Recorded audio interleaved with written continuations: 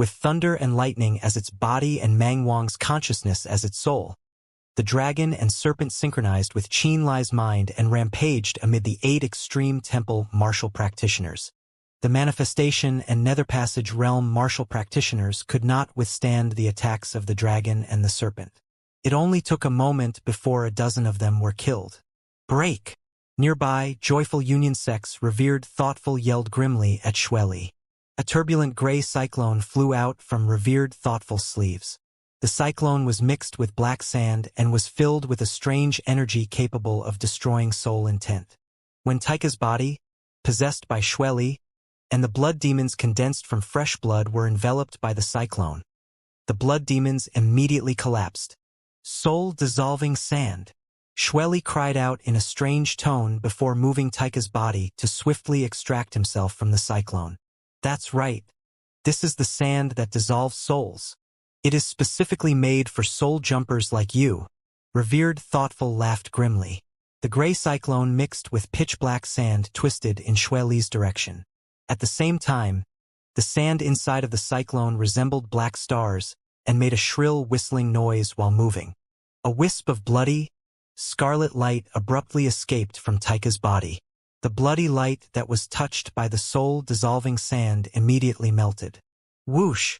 Xueli flew out of the gray cyclone and arrived next to Qin Li in an instant.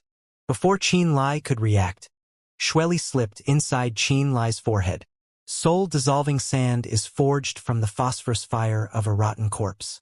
Unless it is an imperishable soul of the imperishable realm, any soul will be corroded by it. Xueli slipped back into the soul-suppressing orb and further commented with lingering fear. I can't deal with this fellow. My original realm is the Nirvana realm, and my soul isn't imperishable. I cannot overlook the soul-dissolving sand's corrosion. If I fight this guy with half my soul, I could perish at any moment. Go! I have exhausted too much strength and cannot replenish myself on this land. I cannot stall much longer. Almost at the same time, Ku Luo, who was fighting against Mo He, Nyahan, and Zhan Tianyi, waved his white bone staff. He created a terrifying scene, a sea of corpses and bones in midair, as he yelled at Qin Li in the language of the Nether Realm. As a six-horned elite, Ku Luo had forcefully clashed against Mo He, Nyahan, and Zhan Tianyi without falling into a disadvantageous state. Song Siyuan and Xie Zhizhang had also joined the battle in the beginning, but they were also unable to trap him. One could clearly see this man's ferocity. However, this place wasn't covered in nether demonic energy. While fighting against Mo He and the others, every time Ku Luo used his strength, he would lose it permanently. There was no way for him to replenish it or recover. Furthermore, as long as he remained here, he would have to split his focus and completely cover himself with refined nether demonic energy. This was done to prevent the world's spirit energy from seeping into his body. In this situation, where neither time, terrain, nor manpower were on his side, it was incredibly irrational to fight the enemy to the death. Ling Yushi and Xianxia had left earlier, and Xueli's Nirvana realm soul was unable to continue fighting after the soul-dissolving sand appeared. Ku Luo was swiftly being exhausted, which led to the situation suddenly heading toward a critical juncture. Are the thunder and lightning underground powerful enough to trap these people here? Qin Li frowned and communicated with Mang Wang. Other than that fragmentation realm expert, it can trap all other martial practitioners for at least an hour. Mang Wang answered. All right. Qin Li glanced at Ku Luo from afar before saying suddenly, Retreat! His figure moving like a bolt of lightning. Qin Li led the way and flew outside first. When Ku Luo saw him leaving, the nether demonic energy around him promptly gushed outward wildly and flooded the surroundings in an instant with the pitch-black nether demonic energy resembling thick black clouds. The gazes of Mo He, Nyahan, Zhan Tianyi, and the others were affected by the nether demonic energy, and they actually couldn't see where Ku Luo was for a period of time. Meanwhile, the white bone puppets clashing against the martial practitioners of 8 Extreme Temple, Joyful Union Sect, and Profound Heaven Alliance all jumped, entering the center of the thick nether demonic energy as if they had received a signal from Ku Luo. The thick, pitch-black nether demonic energy resembled a gigantic whirlpool that swallowed the white bone puppets and swiftly swept outside at the same time. "Give chase!" He yelled. Xianxia, Nyahan, and Revered Thoughtful laughed coldly, about to pursue the pitch-black whirlpool. Prack, prack, prack, prack. Boom, boom, boom. Suddenly, the thunder and lightning in the sky turned violent. Lightning as massive as gigantic dragons began blasting downward in a frenzy. At the same time, the lightning covering the surface of the ground also became wild and violent in an instant. Lightning began entangling every martial practitioner like dazzling chains as thick as arms that had grown minds of their own. The tip of the Thunderblitz trees erected by Mang Wang in the outer layer of the combat zone simultaneously spewed an equally dazzling lightning. Bolts of lightning crisscrossed above the heads of the crowd, forming a web of thunder in the sky that was dozens of acres wide. It covered the sky above the crowd. The moment the thunder and lightning in the sky crashed into the gigantic web of thunder, they caused the huge web to charge with thunder and blaze with lightning. It was as if they injected the web with energy. The giant net of lightning loomed over them in the sky while the chain lightning entangled everybody from below. For a moment, every martial practitioner in this region started to panic somewhat. "Leave first. Leave the rest to me. I'll do my best to delay them." The moment Qinlai stepped out of the zone covered in thunder and lightning, Mang Wang immediately twisted out from his body. In an instant, Mang Wang transformed into the giant thunder python. It was dozens of meters long, hanging high up above the thunder web while receiving a baptism of lightning striking down from the sky. Mang Wang was borrowing the thunder of the ninth heaven to swiftly replenish his strength while manipulating the huge thunder-lightning formation he had arranged with his gargantuan soul consciousness. Lifting his head, Qinlai looked at the giant thunder python and pondered for a moment. Then he said, "I will keep the matter of freeing your people in mind." Once he said that, he ran after Ku Luo in the direction that Bloodspear and the Ling family clansmen were retreating. In the very moment he left, Mang Wang let out a mad howl as if the howl were capable of summoning even more thunder and lightning from the sky. The giant web covering the profound Heaven Alliance, 8 Extreme Temple, and Joyful Union sect martial practitioners soon increased in density, and the violent electrical flow intensified. Nyahan, Xianxia, and Revered Thoughtful covered their entire bodies in spirit energy, but while they attempted to charge out of the huge web, the brilliant shields of light covering their bodies swiftly disintegrated under the violent blasts of electricity. Nyahan, Xianxia, and Revered Thoughtful plummeted from the air, wearing ugly expressions on their faces. Just what rank is this thunder python? It's obviously just a soul, but why can it manipulate the lightning of the sky into continuously striking toward the ground? Xie Zhizhang questioned with a heavy expression while defending against the writhing lightning at his feet. It's as if this unusual beast was born with lightning inside it. It's as if its bones were imprinted with the power of thunder and lightning. Song Tingyu's eyes were bright. It once fought an evil god with the head of a human and the body of a serpent at the Nether Realm's Demon God Mountain range. That evil god was also well-versed in the power of thunder and lightning. When they fought, it was even scarier than it is now. Where did it come from? Song Siyuan lowered his bow and arrow, asking in shock. It came from within Qinlai's body. Song Tingyu thought for a moment before adding, "Qinlai holds a great number of secrets. He is not simple and definitely is not someone from the Scarlet Tide continent."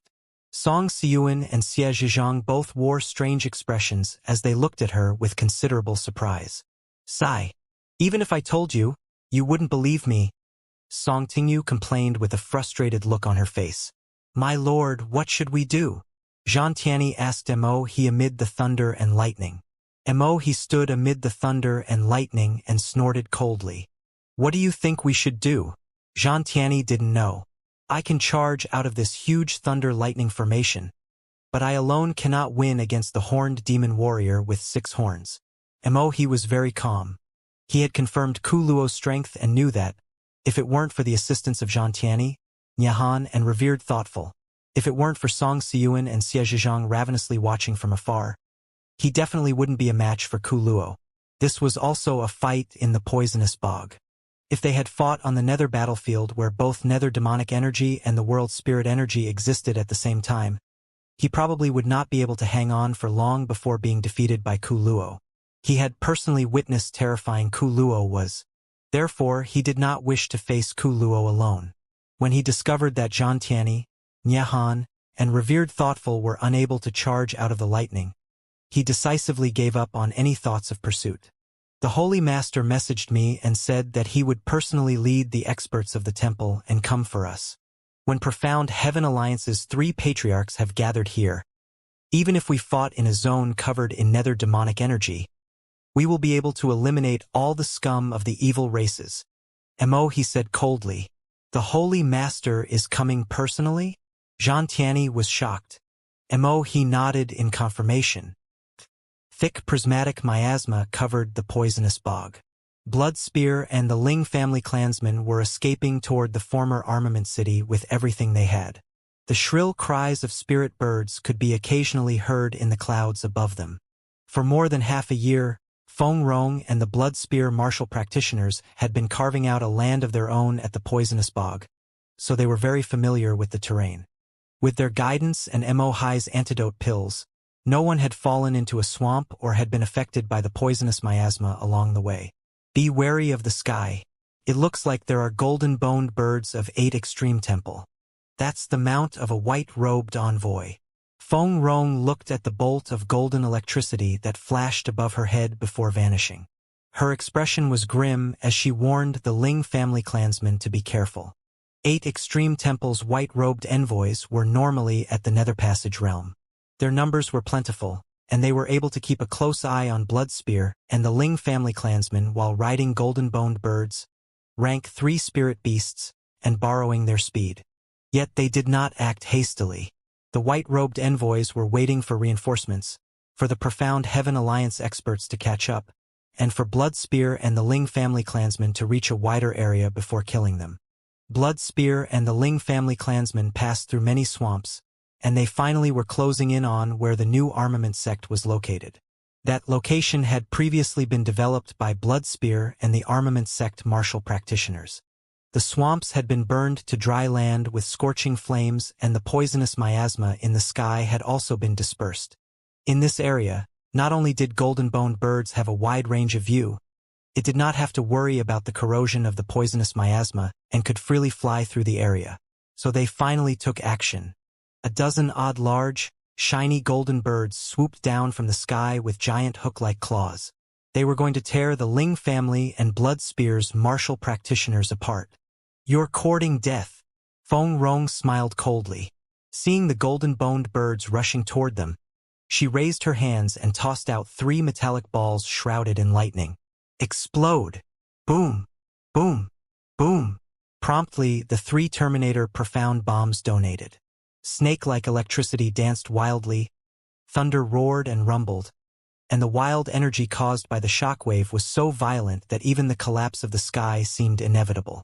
The golden-boned birds that swooped downward and the 8 Extreme Temple white-robed envoys on them failed to react in time before being flooded by the aftermath of the explosion. Terminator Profound bombs. Ling Xianxia raised her head to look at the sky as a strange gleam flashed across her purple eyes, and she could not help but cry out. Thank goodness Qin Lai brought some of the Terminator Profound bombs to Bloodspear. A weapon like this can overcome all odds. Unless a Fulfillment Realm expert arrives, we will not be defeated as long as we still have Terminator Profound bombs. Feng Rong let out a sigh of relief on the inside. After the 3 Terminator Profound bombs detonated, the white-robed envoys of 8 Extreme Temple and their golden-boned birds in the sky were all blasted into a bloody mess. They had all turned into charred flesh that fell from the sky in horrifying fashion. After they fell to the ground, they spasmed from time to time, obviously more dead than alive. What's that noise? What a powerful explosion! What's going on? Inside the rebuilt armament sect, many armament sect members exclaimed in shock and rushed out. They looked toward where the explosion came from. Terminator Profound bombs. It's the explosive sound of the Terminator Profound bombs. Many people had already descended into panic. Bloodspear. It's Bloodspear. Sect Master Tang is there as well. Elder Mo Hai. Many members of Armament Sect ran out. The moment they saw Feng Rong, Tang Siki, and Mo Hai, expressions of shock could be seen on their faces. Siki. Lien Ro lost control and screamed, "What are you doing? Where are you going?" She saw that Tang Siki and the Blood Spear martial practitioners were not headed toward Armament Sect, but the former flame volcano. In addition, she also saw helplessness and bitterness deep within Tang Siki's eyes. Nor did she know that, deep inside the poisonous bog, the three copper rank forces, Profound Heaven Alliance, Aid Extreme Temple, and Joyful Union Sect, had already decided the execution of Blood Spear and the Ling family. Sister Lien Ro, in the future, take care of yourself. Tang Siki sighed softly. She wore a bitter smile upon hearing Lien Ro cry out and did not explain. Instructor Feng. What happened? An outer sect elder yelled. From now on, Blood Spear cuts all ties with Armament Sect. Feng Rong turned around, looking at the new sect and the familiar faces. She said, "Take care of yourselves, everyone. Let's go." Mo Hai sighed softly before speaking to the people who had come out of the sect. "Everyone, please seek your own fortune. If you are able to leave Armament Sect, then do not stay here any longer. The current Armament Sect has been tainted by Joyful Union Sect. If you do not wish to associate yourselves with evil, then please leave and seek your own destiny." Throwing down these words, Mo Hai, Feng Rong, and Tang Siki headed toward Flame Volcano without hesitation. They left the Armament Sect members who had rushed out into the open, standing there. Those members all looked dumbstruck and were frowning in thought.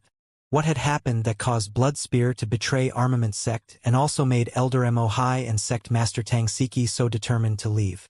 They did not understand. Not long after Feng Rong, Mo Hai, and the others left, Xianxia and Ling Yushi also passed through this area. "Lord Xianxia!" The crowd cried out in surprise once more.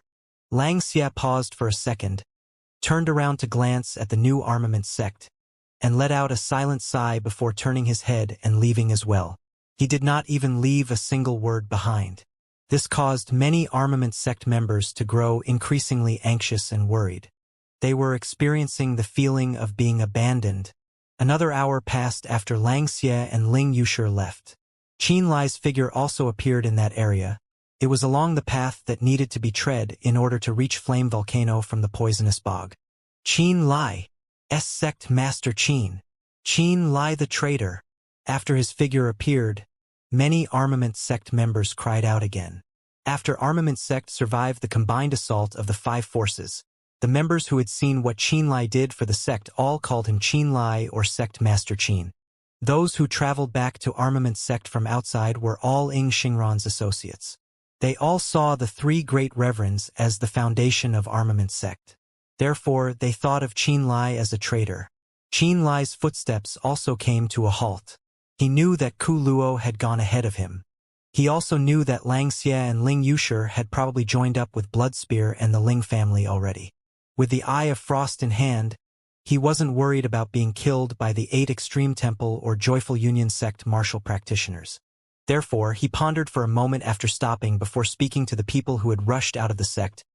The three great reverends, Luo Zhichang, Fang Qi, and Jiang Hao, have followed in Ing Xingran's footsteps and were killed by my own hands. The moment he said this, all Armament Sect members wore shocked faces and stared at him in fear.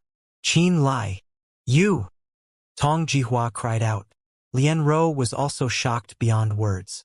I once did everything in my power to protect Armament Sect. I worked hard so that Armament Sect would rise to the top. I wanted to do everything I could for Armament Sect.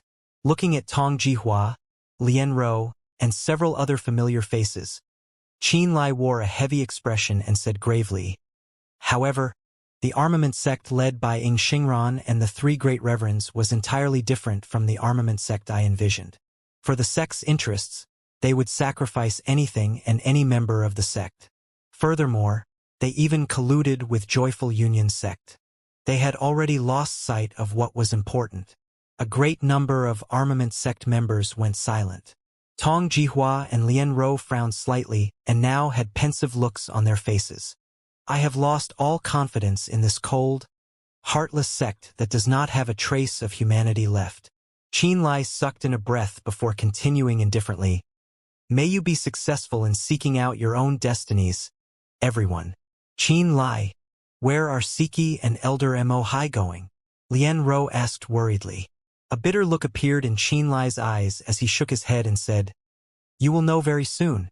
Senior Sister Lian Ro, I recommend that you leave sooner rather than later. Look for Yi Yuan. He has always been waiting for you. Go.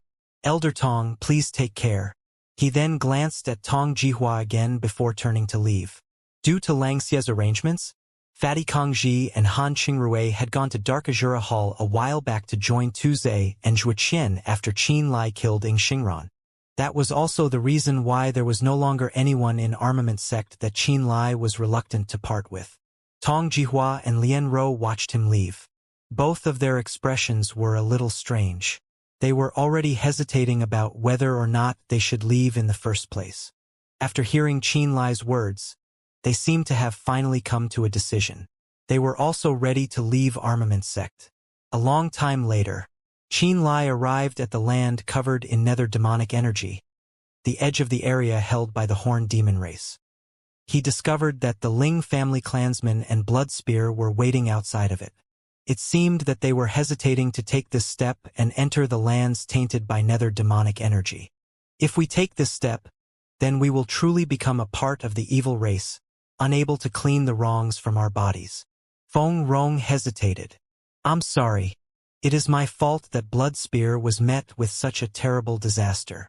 After Qianlai arrived, he looked at Langxia, Feng Rong, and the other Bloodspear martial practitioners with an expression of regret.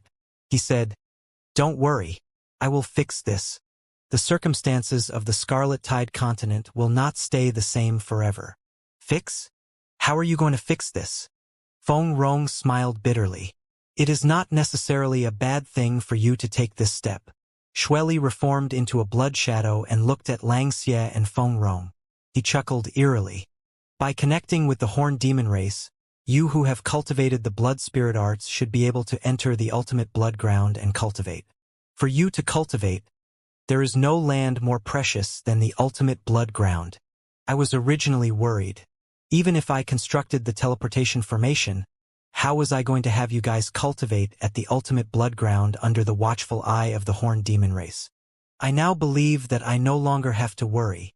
He looked toward Ling Yushi, then at Qianlai before chuckling strangely.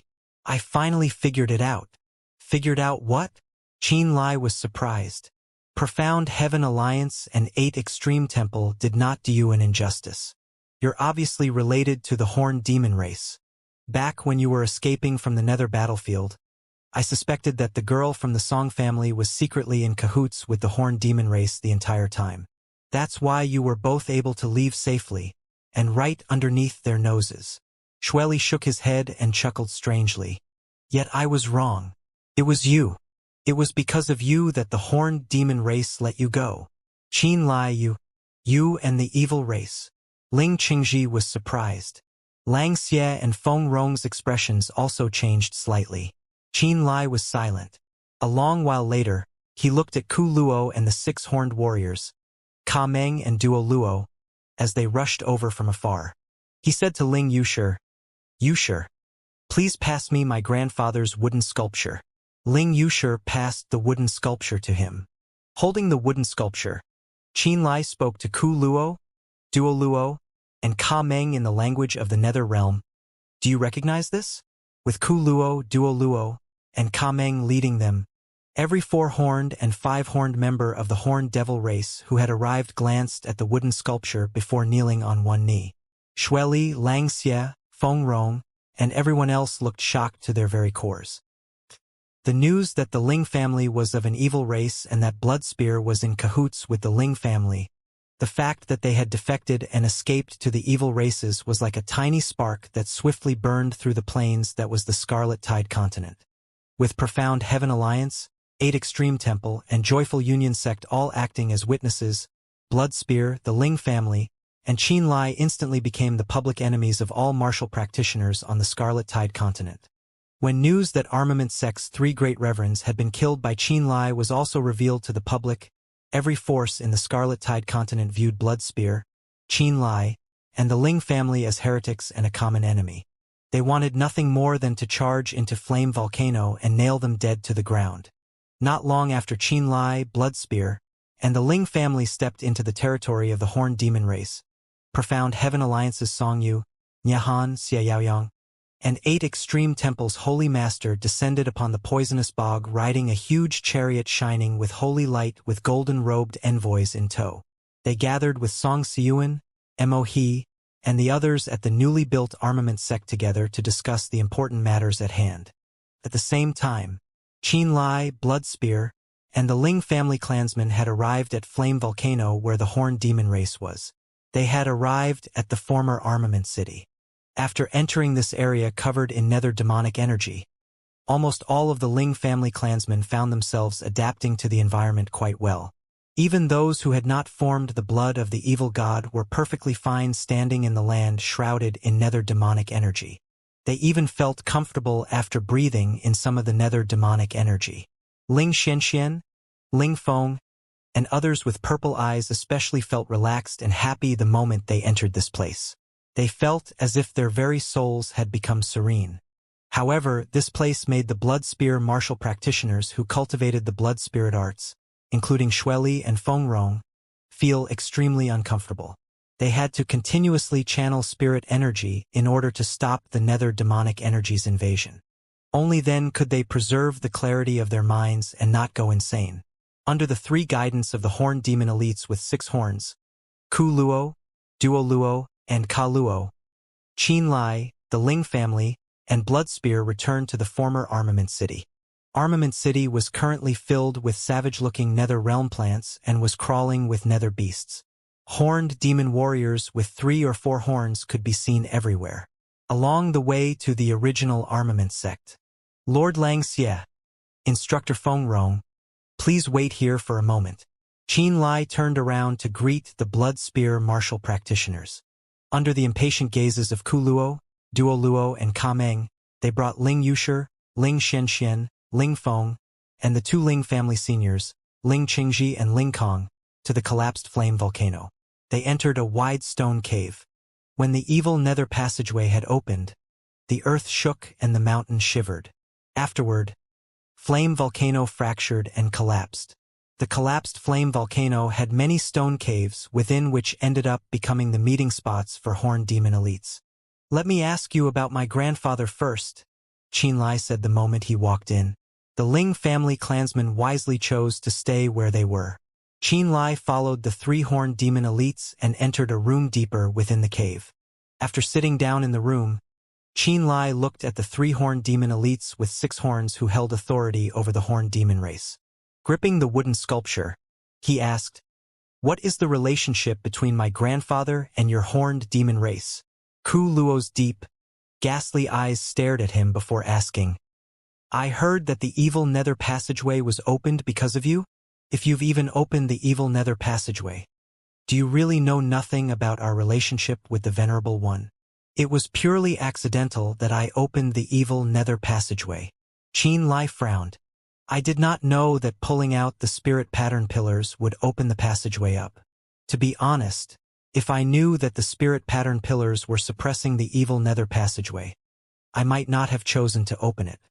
I did not know that my grandfather had relations with you, the Horned Demon race, at the time."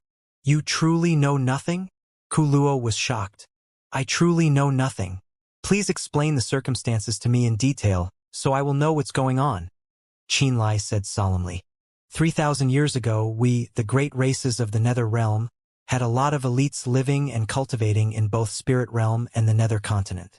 The Nether Continent can be considered Spirit Realm's most magical and extraordinary continent. It was always filled with incredibly thick nether demonic energy, and there were many evil nether passageways that directly reached the Nether Realm. Can be said that the Nether Continent is the window to the Nether Realm.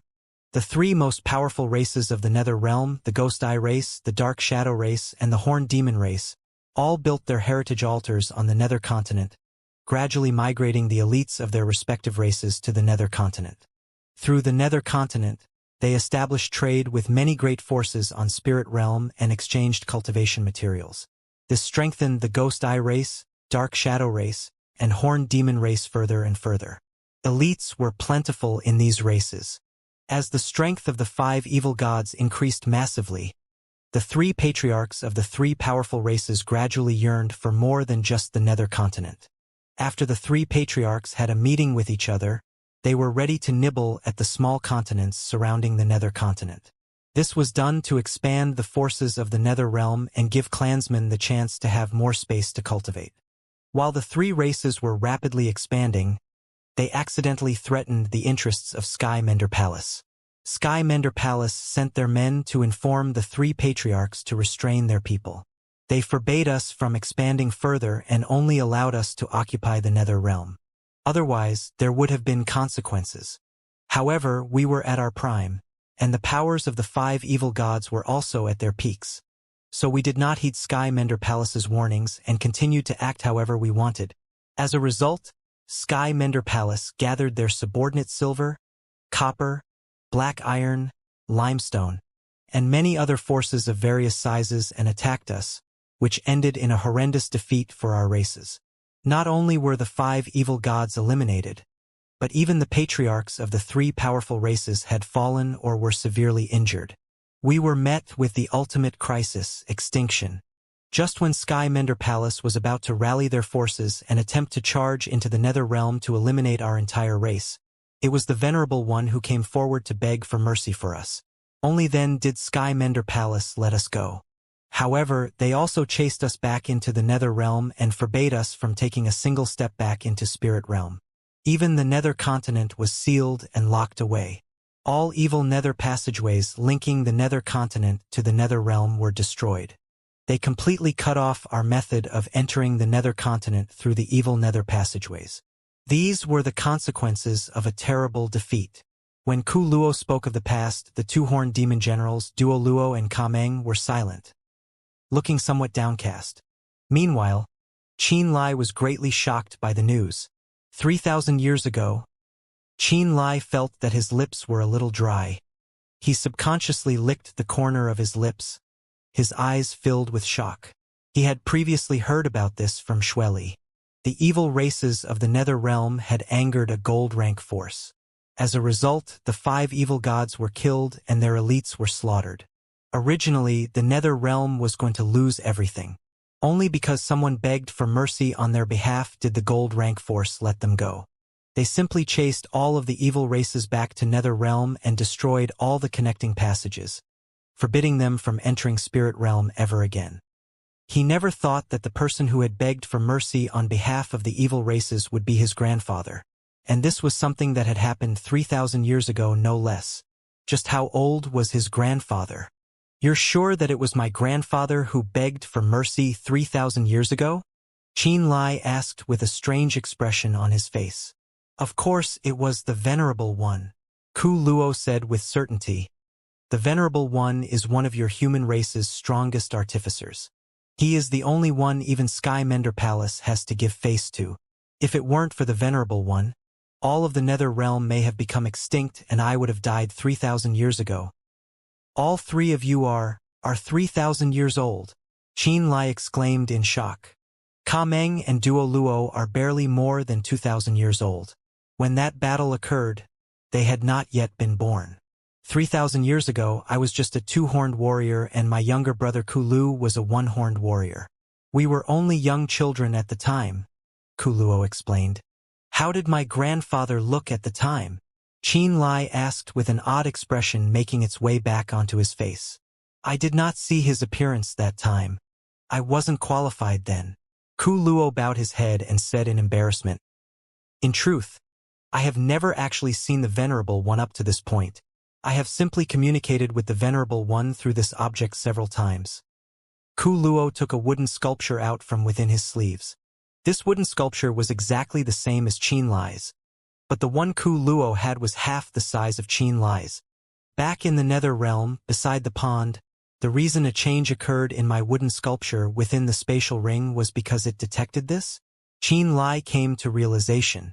Ku Luo nodded. I knew your location then and had also guessed your identity. That was why you and that human girl were able to leave the nether battlefield unhindered. Qianlai smiled bitterly. It was because of the Venerable One that we were not killed to the last man and only chased back to the nether realm. Ku Luo continued to speak. After that incident, the Ghost Eye race, Dark Shadow race, and Horned Demon race all honored your grandfather as the Venerable One. Before we were chased back to the nether realm, your grandfather passed these wooden sculptures to the leaders of the Ghost Eye race, Dark Shadow race, and Horned Demon race. He also promised us that one day, when the time was right, we would be able to return to the nether continent and step into spirit realm once more. We would be able to interact with the other races as usual. Did my grandfather really help you without any conditions at all? Qianlai questioned in surprise. Of course there was a condition. Ku Luo stared quietly at Qianlai. But I will not tell you about this condition. Ask the Venerable One yourself when you meet him. Just what kind of person is my grandfather? Qianlai asked again. We are only familiar with the Venerable One from 3,000 years ago. At the time, he was Spirit Realm's most talented artificer and one of the most powerful. It was said that the Venerable One had already an extraordinary background.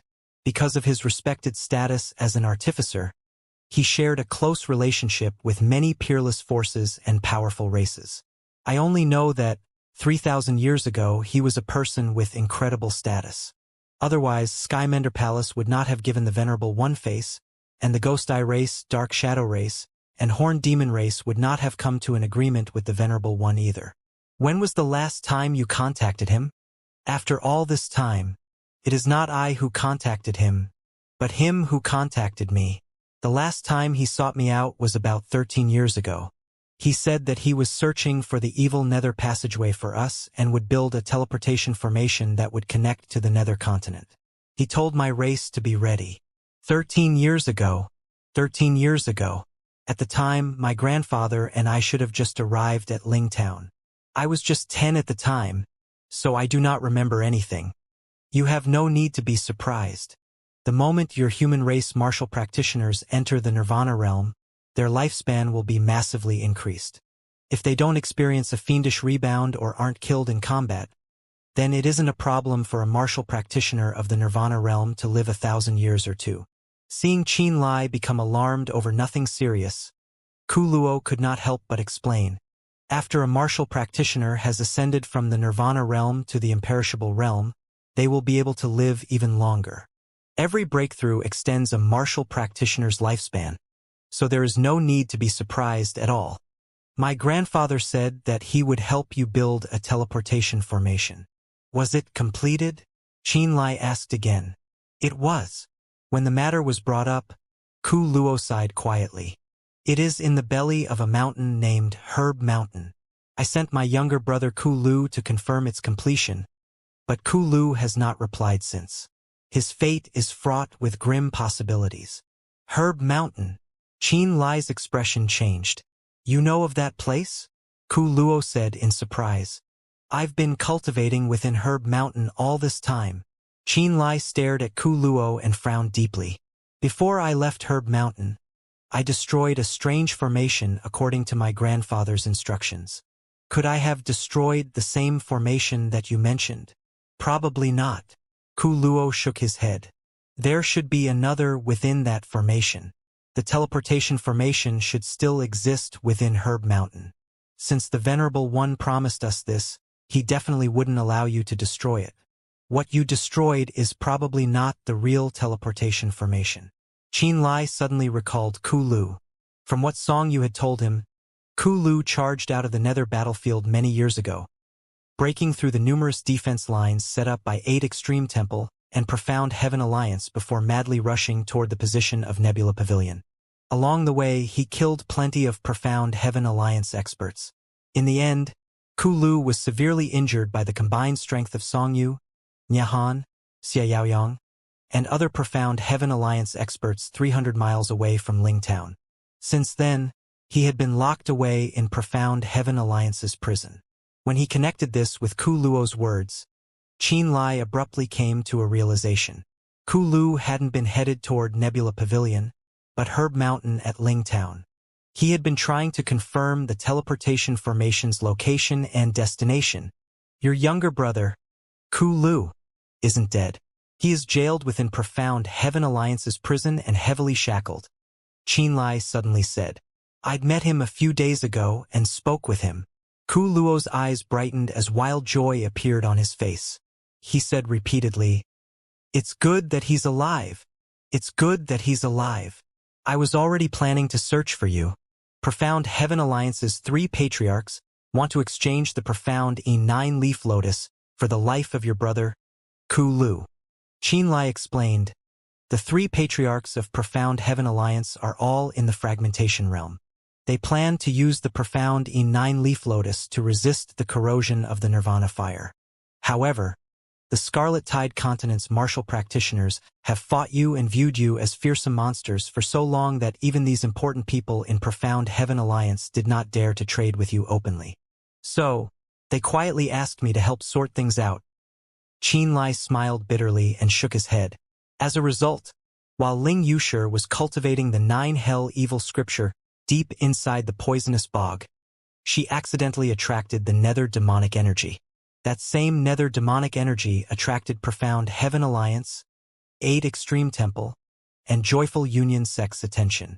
They followed it to our location and discovered the Ling family's abnormality.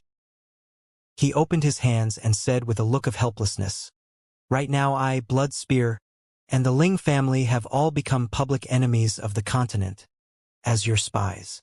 Our race does have the Profound E9 leaf lotus. I am extremely willing to exchange this for my younger brother's life, Ku Luo said with blazing eyes. It's too late. The identity of the Ling family has been exposed. Blood Spear and I have also been branded as spies of the evil race. Even if we currently want to trade with Profound Heaven Alliance, they'd probably be too afraid to do so. Qinlai sighed on the inside. Does the Venerable One know about the Ling family's existence? Do they know about their background? Ku Luo pondered for a moment before staring at Qinlai somewhat strangely. What is your relationship with the Ling family? Anyway, let's just put it this way. Herb Mountain is right beside Ling Town. The place my grandfather and I temporarily stayed at was precisely the Ling Town we first arrived at in the Scarlet Tide Continent. Qinlai smiled slightly. I've recently seen an octagonal-shaped white bone nether spirit altar behind Herb Mountain. I've even received a message, and the sender of that message also left the first volume of the 9 hell evil scripture inside the white bone nether spirit altar. If my assumption isn't wrong, then that first volume was prepared for the Ling family clansmen by my grandfather. The people who inscribed the white bone nether spirit altar was probably an 8-horned elite of your horned demon race. An octagonal-shaped white bone nether spirit altar, and the first volume of the 9 hell evil scripture. Ku Luo turned pale from shock. Are you sure? 100% sure, Qinlai said. Ku Luo suddenly grew excited and laughed strangely. He actually didn't die. He actually still lives. Who? Qinlai asked. He is a senior of my race. We all thought that he had perished long ago, but we never thought that he would still be alive. No wonder he never showed up in the nether realm in the past 3,000 years. He never came back in the first place. He stayed in spirit realm and did not leave. Ku Luo appeared incredibly excited. Duo Luo and Ka Meng, who had been listening to Qinlai and Ku Luo conversing this entire time, also became incredibly excited at this moment. What's with the Ling family, anyway? Qinlai frowned and asked. Uncle, it's about time to talk with the Ling family, isn't it? Ka Meng said. Ku Luo nodded and walked out of the hidden room with Qinlai. They arrived in front of the Ling family inside the cave. Ling Yushi and the others looked a little worried. They all seemed to be frowning slightly and looked incredibly anxious. They had no clue about their own identities at all and wanted to know the answer as soon as possible, yet they were afraid that their identities being of the evil races would also be confirmed. Among all the races in the nether realm, there is one race that was born with the blood of the evil god inside them. After saying this, Ku Luo stared deeply at Ling Yushi, Ling Xianxia, Ling Feng, and other Ling family clansmen who possessed purple eyes. He then exclaimed in a soft tone, This race is called the Dark Nether Race. They are the kings of all the races in the Nether Realm. The 5 evil gods of the Nether Realm are the result of dark Nether race elites evolving. Ling Xianxia and Ling Feng looked confused. They did not understand the language of the Nether Realm. Ling Wuxia, however, wore a look of surprise and actually asked in the language of Nether Realm, "The Dark Nether race?" After merging with the first volume of the 9 Hell Evil Scripture, not only could she understand the language of the Nether Realm, she could also speak it. The Dark Nether race? Qinlai also looked confused. That's right. You are a part of the Dark Nether race. The ghastly flames inside of Ku Luo's eyes burned as he stared deeply at Ling Wuxia and said, "For the longest time, the strongest race in the Nether Realm has always been the Dark Nether race. They always held power over the Horned Demon race, the Ghost Eye race, and the Dark Shadow race. If it weren't for the Dark Nether race's internal strife causing their already small population to become completely extinct, we may not have lost the war 3,000 years ago." The Dark Nether race has already perished? Qinlai was shocked. They died a long time ago. Ku Luo's expression was bitter.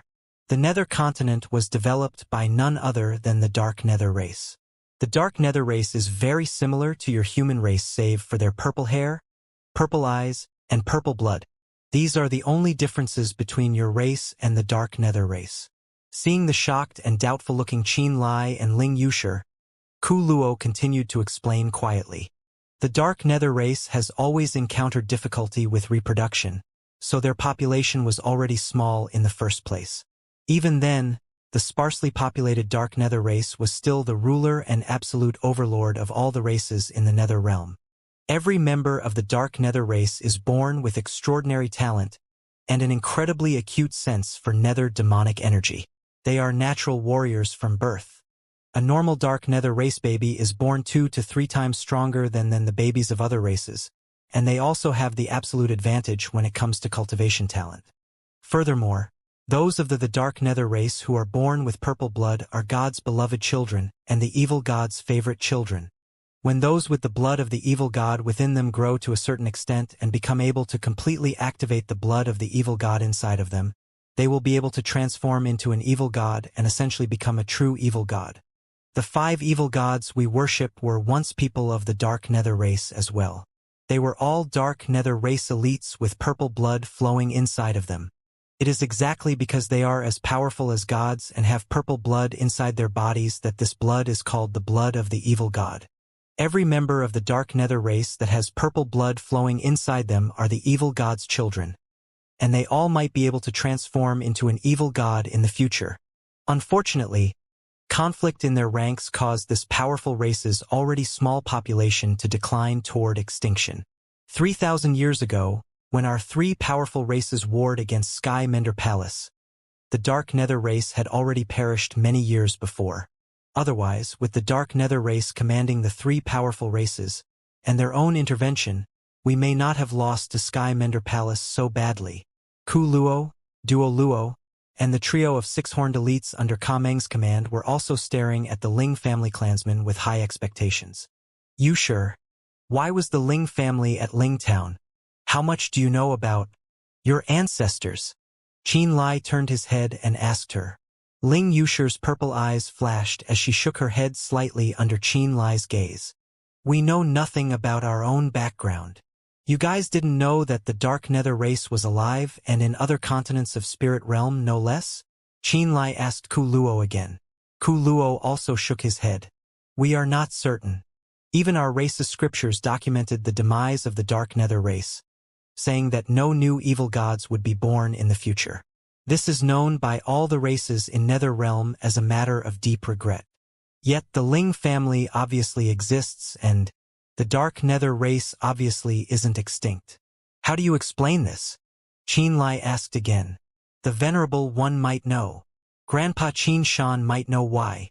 After a pause, both Ku Luo and Ling Wuxia simultaneously exclaimed softly, casting doubt on Qinlai's grandfather, Qin Shan. Upon hearing their words, Qinlai came to realization.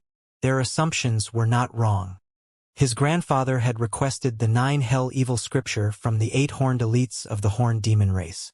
He had taken Qin Lai with him and temporarily stayed in Ling Town. He had built the teleportation formation in Herb Mountain, and even once told Ling Feng that if his eyes and hair one day turned purple, he shouldn't panic. It was obvious that his grandfather had come to Ling Town because he knew about the Ling family's identity. Unfortunately, since his grandfather wasn't here, none of Qin Lai's doubts and questions could be answered. Qin Lai and Ku Luo discussed Qin Shan and the Dark Nether race for a very long time. Ku Luo and the Horned Demon clansmen had attempted to slowly consume the land until they reached Herb Mountain. Then they would use Herb Mountain's teleportation formation and move this Horned Demon group to the Nether continent. They hadn't been spreading the Nether demonic energy too much recently because their people were not yet fully prepared. There were also many elderly and young people that they did not bring with them. Not only that, but they were also worried that the reactions of 8 Extreme Temple and Profound Heaven Alliance might be too intense, which was why they wanted to take things one step at a time. Qin Lai and the Horned Demon race quickly reached an agreement. Bloodspear's group could pass through the evil Nether passageway and enter the Nether realm first. They would be carried by the evil race's flying Nether beasts from the Nether realm to the bottom level of the Nether battlefield, the ultimate blood ground, to cultivate. Meanwhile, the Ling family would be left in Armament City to cultivate using the Nether demonic energy. As for Qin Lai, he would need to head to Herb Mountain to help the Horned Demon race confirm if a teleportation formation was inside of Herb Mountain and whether or not it was usable. Of course, if Profound Heaven Alliance still dared to trade with the Horned Demon race, then Ku Luo would exchange the Profound E9 Leaf Lotus for Ku Lu anytime. Lord Xianxia, Instructor Feng, Elder Mo Hai, Senior Sister Tang, I've negotiated with the Horned Demon clansmen. They will arrange for someone to send you through the evil Nether passageway and toward the ultimate blood ground to cultivate. Qin Lai had walked out of the Cave of Flame Volcano and arrived at the area where the Blood Spear martial practitioners were gathered. He immediately saw that Xianxia, Feng Rong, Mo Hai, and the others were sitting up straight and channeling spirit energy to resist the encroachment of the Nether demonic energy. Xianxia, Feng Rong, and Mo Hai raised their heads and looked at him. Their faces were somewhat cold. Qin Lai, I can't believe that you're actually working with the evil race. Feng Rong humphed coldly. Mo Hai and Tang Siki also sighed softly. Judging from their looks, they were a kind of disappointed in Qin Lai. Previously, they were busy escaping from Profound Heaven Alliance, 8 Extreme Temple, and Joyful Union Sect's pursuit. They did not have the leisure to think about other things, so they did not think too deeply about it. Now that they were safe, their expressions were a little ugly after some careful thought. Their perspective of the evil race was essentially no different from that of Profound Heaven Alliance and 8 Extreme Temple. They also viewed the evil races as the source of evil, fearsome beasts. Although they were now forced to step into a land covered in Nether demonic energy, they still couldn't accept standing with the evil races deep in their hearts. This was also why they instinctively defied Qin Lai, who obviously shared a relationship with the evil race. These people have lived on the Scarlet Tide continent all this time and are too heavily influenced by Profound Heaven Alliance and 8 Extreme Temple. They're unable to change their minds in an instant. Shueli floated above Xianxia and Feng Rong's heads before snorting. Fools! When you one day step out of the Scarlet Tide continent and enter other high-ranking continents, then you will know exactly how common foreign races are. When that happens, when you enter a certain auction house or some special cultivation area, you will notice that the people you run into and stand shoulder to shoulder with are all foreigners. If you still choose to judge a person of a different race as an outsider and attempt to beat or murder them at the slightest offense, then you, yourselves, will become the true outsiders. Shueli had accepted the fact that Qin Lai had connections to the Horned Demon race with no problem whatsoever. This was because the continent that he used to live in also had a lot of foreign races, and the relationship between various large forces and the evil races were intimate as well. Perhaps it is us whose outlook isn't wide enough and limited to the Scarlet Tide continent. Feng Rong sighed quietly. But we learn to accept it slowly. Learn to communicate with a foreign race. This will be extremely beneficial to you in the future. Shueli pondered for a moment, looking at them before saying seriously, You are the only bloodline left of Blood Fiend sect, I hope that you may one day step out of the Scarlet Tide continent and revive the Blood Fiend sect. Many spirit-hunting beasts flew out from behind Flame Volcano under Kameng's commanding shout. Nearly 30 spirit-hunting beasts had come to rest beside Bloodspear's group, urged by many horned demon warriors with 3 horns. These spirit-hunting beasts will take you to the ultimate blood ground to cultivate. As for me, I will attempt to build a teleportation formation in the outside world that will directly connect to the ultimate blood ground. In the future, you will be able to go between the ultimate blood ground and the Scarlet Tide continent through the teleportation formation. Qianlai stared at the Blood Spear martial practitioners and said solemnly, I am truly sorry that I dragged all of Blood Spear into this mess. I will do my best to make it up to you. Xianxia stared at Qianlai for a moment before nodding slightly, saying, Let's go. Under Feng Rong and Xianxia's guidance, the Blood Spear martial practitioners and Mo Hai sat on the spirit-hunting beasts. Tang Siki, who had insisted on coming against the wishes of the 3 great reverends, suddenly looked at Qianlai deeply before she was about to step onto a spirit-hunting beast. Senior Sister Tang, please wait for a moment, Qianlai suddenly said. Tang Siki's eyes lit up slightly, full of expectations as she came to a stop. Clad in a long, rose-red skirt and looking extremely beautiful, she appeared to be somewhat nervous as she waited for Qianlai's arrival. Qianlai stopped in front of her and hesitated for a moment before taking out a few spirit-gathering boards from the spatial ring. Pulling Tang Siki's hand, Qianlai put the spirit-gathering boards in her palm and said, These spirit-gathering boards contain 4 ancient basic diagrams: spirit gathering, spirit storage, amplification, and strengthening. I have labeled all of them in detail, and I hope they will be useful to you. The 4 ancient basic diagrams, spirit gathering, spirit storage, amplification, and strengthening, all came from the soul-suppressing orb. They had helped cleanse Qianlai's heart, preventing him from losing control and returning to his previous self. As an artificer, Tang Siki had always been very interested in these 4 ancient diagrams, but she had never asked Qianlai for them. Now, after a moment of thought, Qianlai decided to give these 4 ancient diagrams to her so that she might break through her limits in artifact forging. Ancient diagrams! Mo Hai, who was about to climb up the spirit-hunting beast, suddenly shook and looked in their direction. He stared at the spirit-gathering board in Tang Siki's hands. After a while, Mo Hai finally seemed to come to a realization and said to Qianlai, So the spirit-gathering boards that were brought by Xie Jingxian weren't inscribed by Li Mu, the owner of Li's shop. It was you who created them. Qianlai smiled in reply. As for Tang Siki, she extracted her hand from Qianlai's in embarrassment, a blush on her cheeks. Take care of yourself. I will be leaving with the Great Elder and the others. I will research the 4 spirit diagrams well and will not disappoint you. She shot a seductive glance at Qianlai before finally sashaying her way up the spirit-hunting beasts, waving goodbye to Qianlai. Qianlai chuckled. The spirit-hunting beast, which was several meters long, carried Bloodspear's group to the evil nether passageway. Qianlai waited until Xianxia and the others had disappeared before turning around to look. He immediately noticed Ling Yusher, who was standing on top of a big rock that jutted out at the collapsed flame volcano. She was watching at him with a half-smile. Qianlai suddenly felt a little nervous. The current Ling Yusher was no longer the Ling Yusher from back in Lingtown. Be it her aura, methods, realm, or intelligence, the current Ling Yusher, whose blood of the evil god had awakened, was growing at an unbelievably rapid speed. Her secret mind arts that could see through one's heart made even Qianlai feel like it was difficult to adapt to. The pressure was rather heavy when he was hanging out with her. I just gave her something, he explained to Ling Yusher, rubbing his nose with a somewhat embarrassed look. There's no need to explain. Ling Yusher smiled gently before saying coolly, There were many times where, without even guessing, I only needed to look to know what they were thinking about.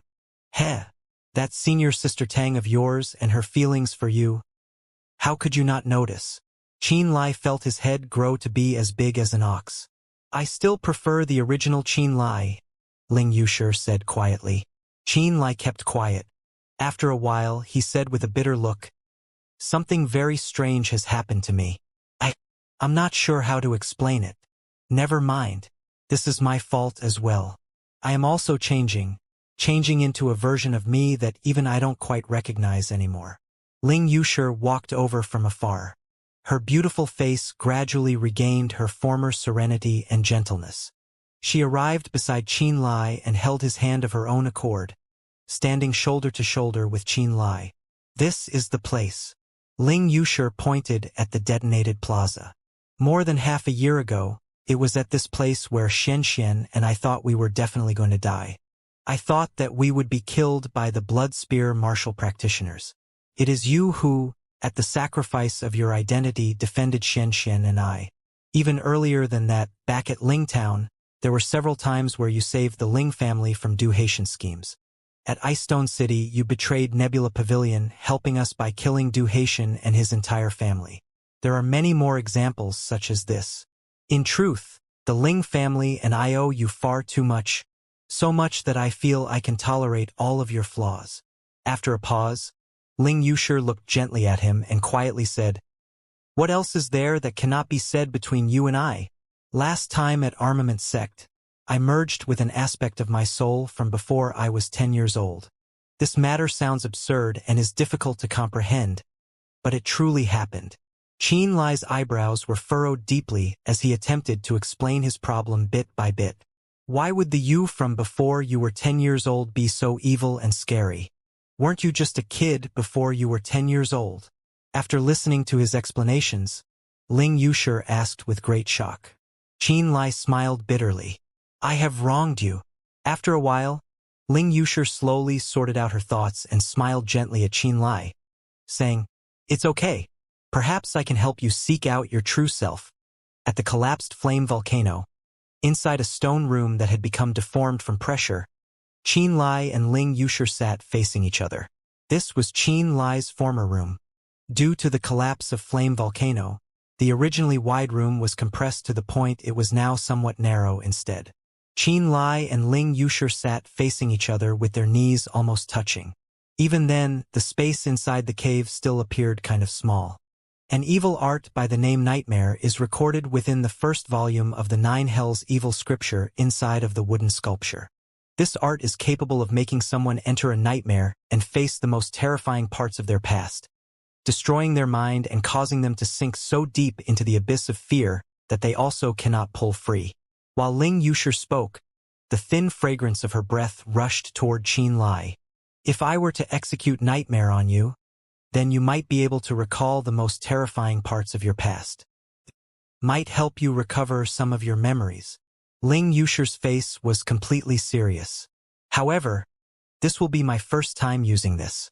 I might not be very skilled with it." "Try it," Qin Lai encouraged her. "If you have the courage to say this, then I believe that you have the confidence to succeed as well. Otherwise, you would not have brought it up." "Yes, I believe that I can do it and I do have the confidence," Ling Yushi said gently. "Then let us begin." Qin Lai sucked in a deep breath as his expression became serious. "For many years, at every moment, I have thought of recovering my memories from before I was 10 years old. If there is a possibility that I may remember things from the past, then I must give it a try." "All right." Ling Yushi smiled slightly and bit the tip of her left index finger. A drop of purple blood resembling a purple gemstone appeared in her palm. It was a drop of the evil god's blood. At first glance, it did not actually look like a liquid upon leaving her body. It was a strange, crystalline object that looked like amethyst and shone with a dazzling purple light. It was filled with a strange magical energy that caused one's heart to tremble. Ling Yushi's soul consciousness then wrapped around that one drop of the evil god's blood and slowly lifted it into the air. The blood of the evil god, which looked like a crystal fragment, slowly floated in the air toward the space between Qin Lai's eyes. A purple halo rippled outward from within Ling Yushi's purple eyes. She released mind intent into the blood of the evil god that soaked deep into one's heart. The blood of the evil god swiftly melted. Wisps of thin purple vapor emanated from the blood of the evil god. An incredibly odd soul energy was mixed inside the purple vapor, and it easily flowed into Qin Lai's mind through his nose, ears, eyes, and mouth. Soon after, the blood of the evil god had evaporated into wisps of thin purple vapor that slipped into Qin Lai's mind. Ling Yusher's eyes, which were like purple gemstones, suddenly closed the instant that the blood of the evil god had disappeared. Thin vapor now rose from Qin Lai's soul lake. It looked just like naturally formed fog formed above a lake's surface.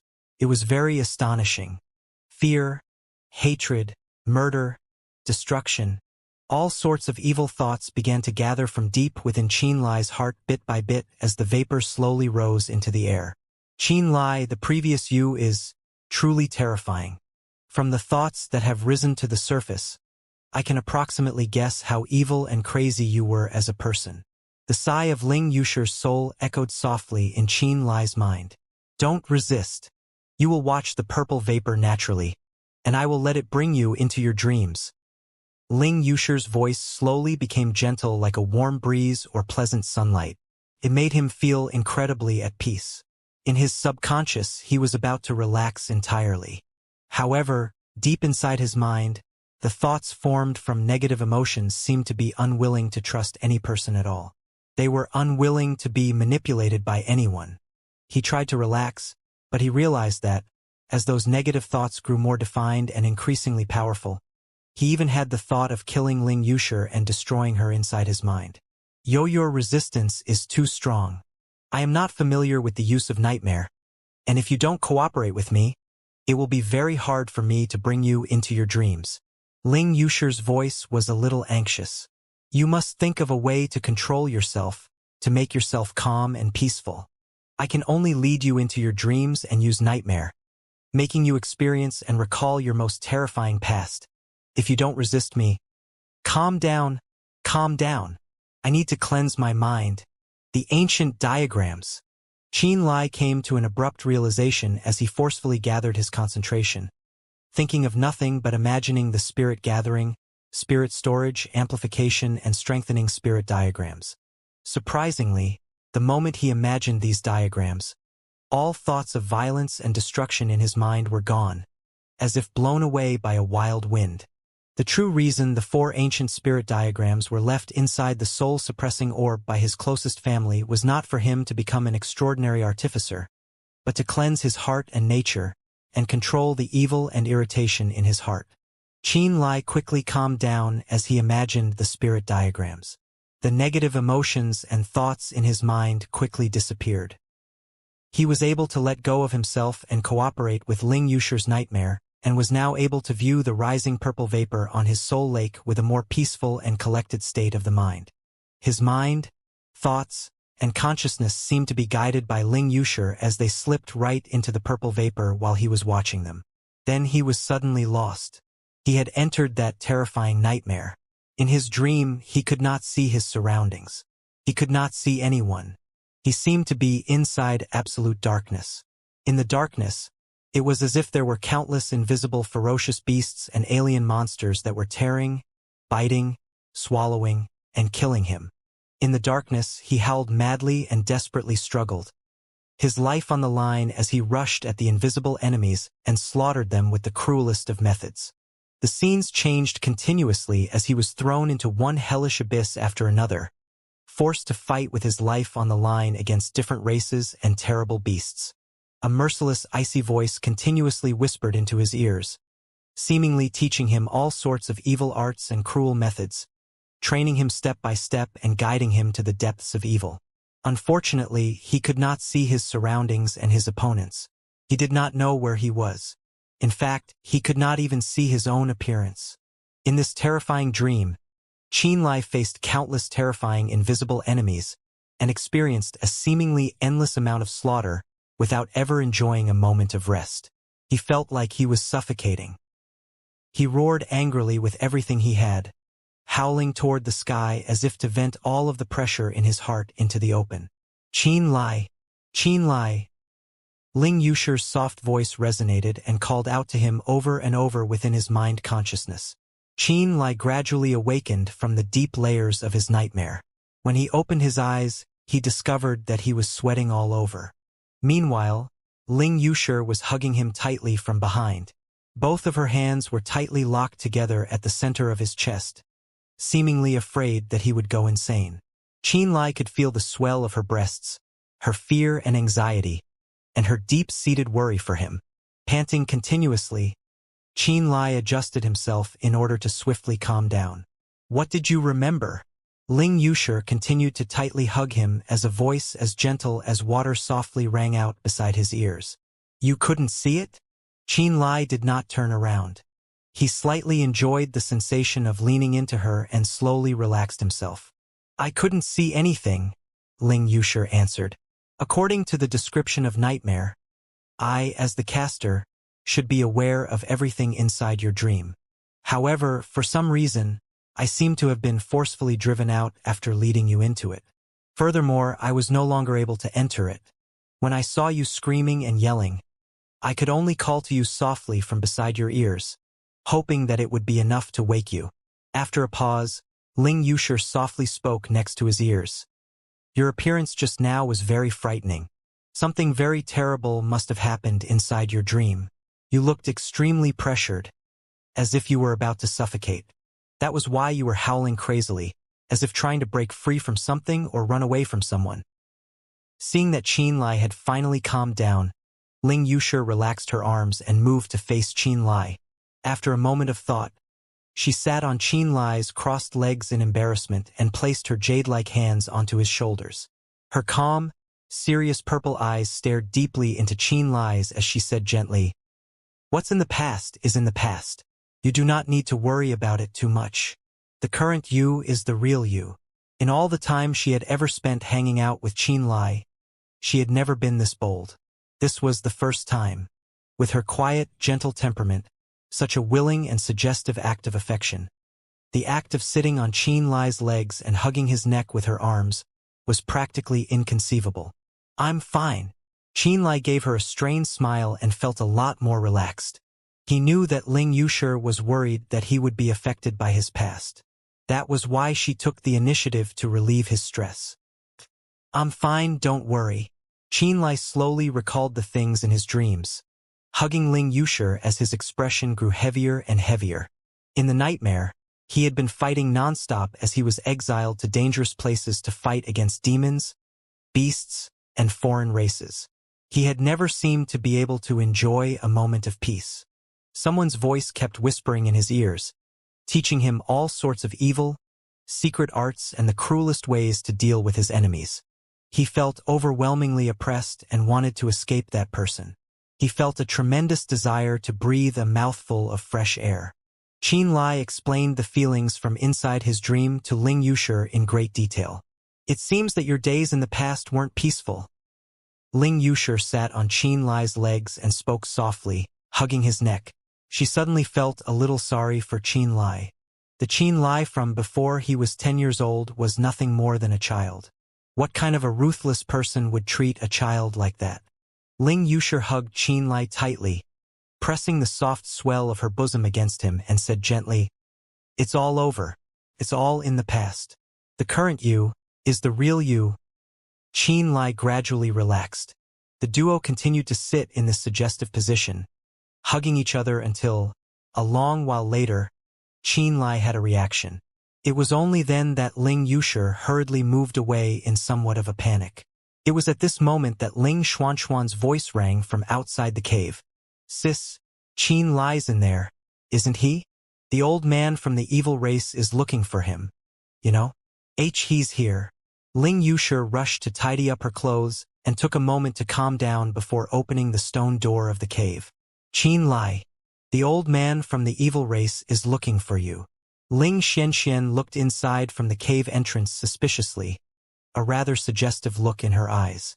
Smiling, she asked, "What kind of bad things are the two of you doing in here?"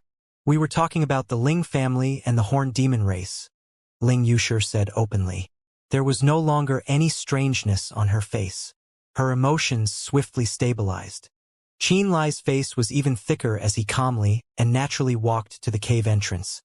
Flicking Ling Xuanxuan's head with his finger, he scolded her with a straight face. "Just what do you keep inside that head of yours?"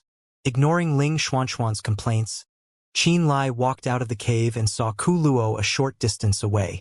The girl who went down to the nether realm with you has appeared at a secluded place on the perimeter. She's alone and seems to be looking for you, Ku Luo said. Where is she? Qin Lai asked. I'll have my men escort you there. Ku Luo called over a four-horned warrior riding a spirit-hunting beast. Qin Lai did not waste his breath and got onto the spirit-hunting beast after a quick nod. Under the guidance of this horned demon warrior with 4 horns, they headed in the direction of Seven Fiends Valley. The speed of the spirit-hunting beasts was no match for the flowing cloud rainbow butterflies, but the surrounding area of Armament City wasn't too large.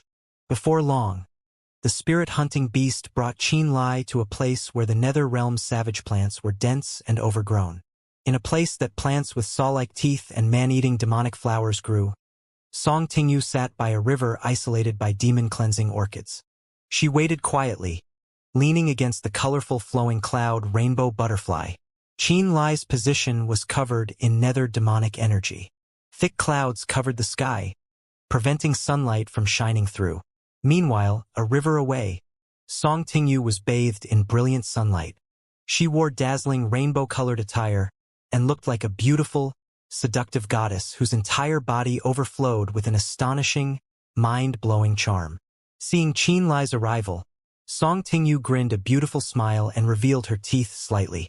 Then, with her usual melodious voice, she said, "So it seems that Senior Shueli actually did wrong me back at the nether battlefield. You are the one who's connected to the evil race." Qin Lai, I'm really curious. Just how did you get involved with the evil races? You and I stepped into the nether realm and destroyed many horned demon towns together. We even caused a huge commotion at the Demon God Mountain range. If you did all of that just to win Profound Heaven Alliance's trust, don't you think that the price was somewhat costly? Before I left the nether realm with you, I did not know that I had a connection with the evil races. Seeing Song Tingyu again left Qin Lai sighing. After that, something happened, letting me know that I did have a connection with the evil races. So, you mean to say that you didn't lie to me back in the nether realm? Song Tingyu's beautiful eyes glittered. I've never lied to you about anything, Qin Lai confirmed. Song Tingyu smiled beautifully. After a moment of thought, she said seriously, my father, Uncle Xie, Uncle Nye, and the other elites of the Alliance have gathered at Armament Sect. 8 Extreme Temple's Holy Master and a few gold-robed envoys have shown up as well. Even Joyful Union Sect sent their elites. They are all gathered at Armament Sect to discuss the operation to move against the evil races. Qin Lai frowned deeply. Profound Heaven Alliance, 8 Extreme Temple, and Joyful Union were all filled with experts. If these 3 forces could truly cooperate with one another, then the Horned Demon race would be in an extremely difficult situation. Did you come here for personal reasons, or did you come here as a representative of Profound Heaven Alliance and your father? Qin Lai suddenly asked. I could have come just for me or as a representative of Profound Heaven Alliance. It depends on how you look at it. Song Tingyu smiled faintly before explaining. As of now, Bloodspear and the Ling family have been categorized as part of the evil races, whereas you were labeled a spy who slipped into our ranks. The mentality of the Scarlet Tide Continent's martial practitioners isn't something that can be overturned in only a day or two, which is why Profound Heaven Alliance does not dare to offend the entire world. Instead, we choose to go with the flow and join forces with 8 Extreme Temple and Joyful Union Sect. We are being forced to act against the evil races. Qin Lai nodded to indicate his understanding. On the surface, Profound Heaven Alliance would act against the evil races. This is something that none of us can change. Song Tingyu's eyes shone with brilliance. However, as long as we're not discovered, Profound Heaven Alliance is willing to interact with the evil races in secret. For example, the 3 patriarchs don't seem like they've given up on exchanging the old horned demon with 6 horns for the profound E9-leaf lotus just yet. Qin Lai began to chuckle strangely. A human's greed truly is the most terrifying thing in the world. For the profound E9-leaf lotus, for the sake of breaking through to the Nirvana realm, your courage has truly become unimaginably large. If the dealings between Profound Heaven Alliance and the evil races were accidentally exposed, then Profound Heaven Alliance would immediately become a target of public criticism. They would immediately be denounced by all of the powerful forces in the surrounding continents. They would be treated as outsiders, just like Bloodspear and the Ling family. Even then, to obtain the Profound E9-leaf lotus, Profound Heaven Alliance's 3 patriarchs were still willing to take the risk. I have spoken with Kuluo, the high priest of the Horned Demon race, and he is extremely willing to exchange 3 Profound E9-leaf lotuses for the Horned Demon with 6 horns you currently have imprisoned. Qianlai laughed loudly. Since Profound Heaven Alliance isn't afraid to make the trade, then there is no reason for the evil races to be afraid. Tell your father that the Horned Demon race has no problem with this. Song Tingyu looked surprised.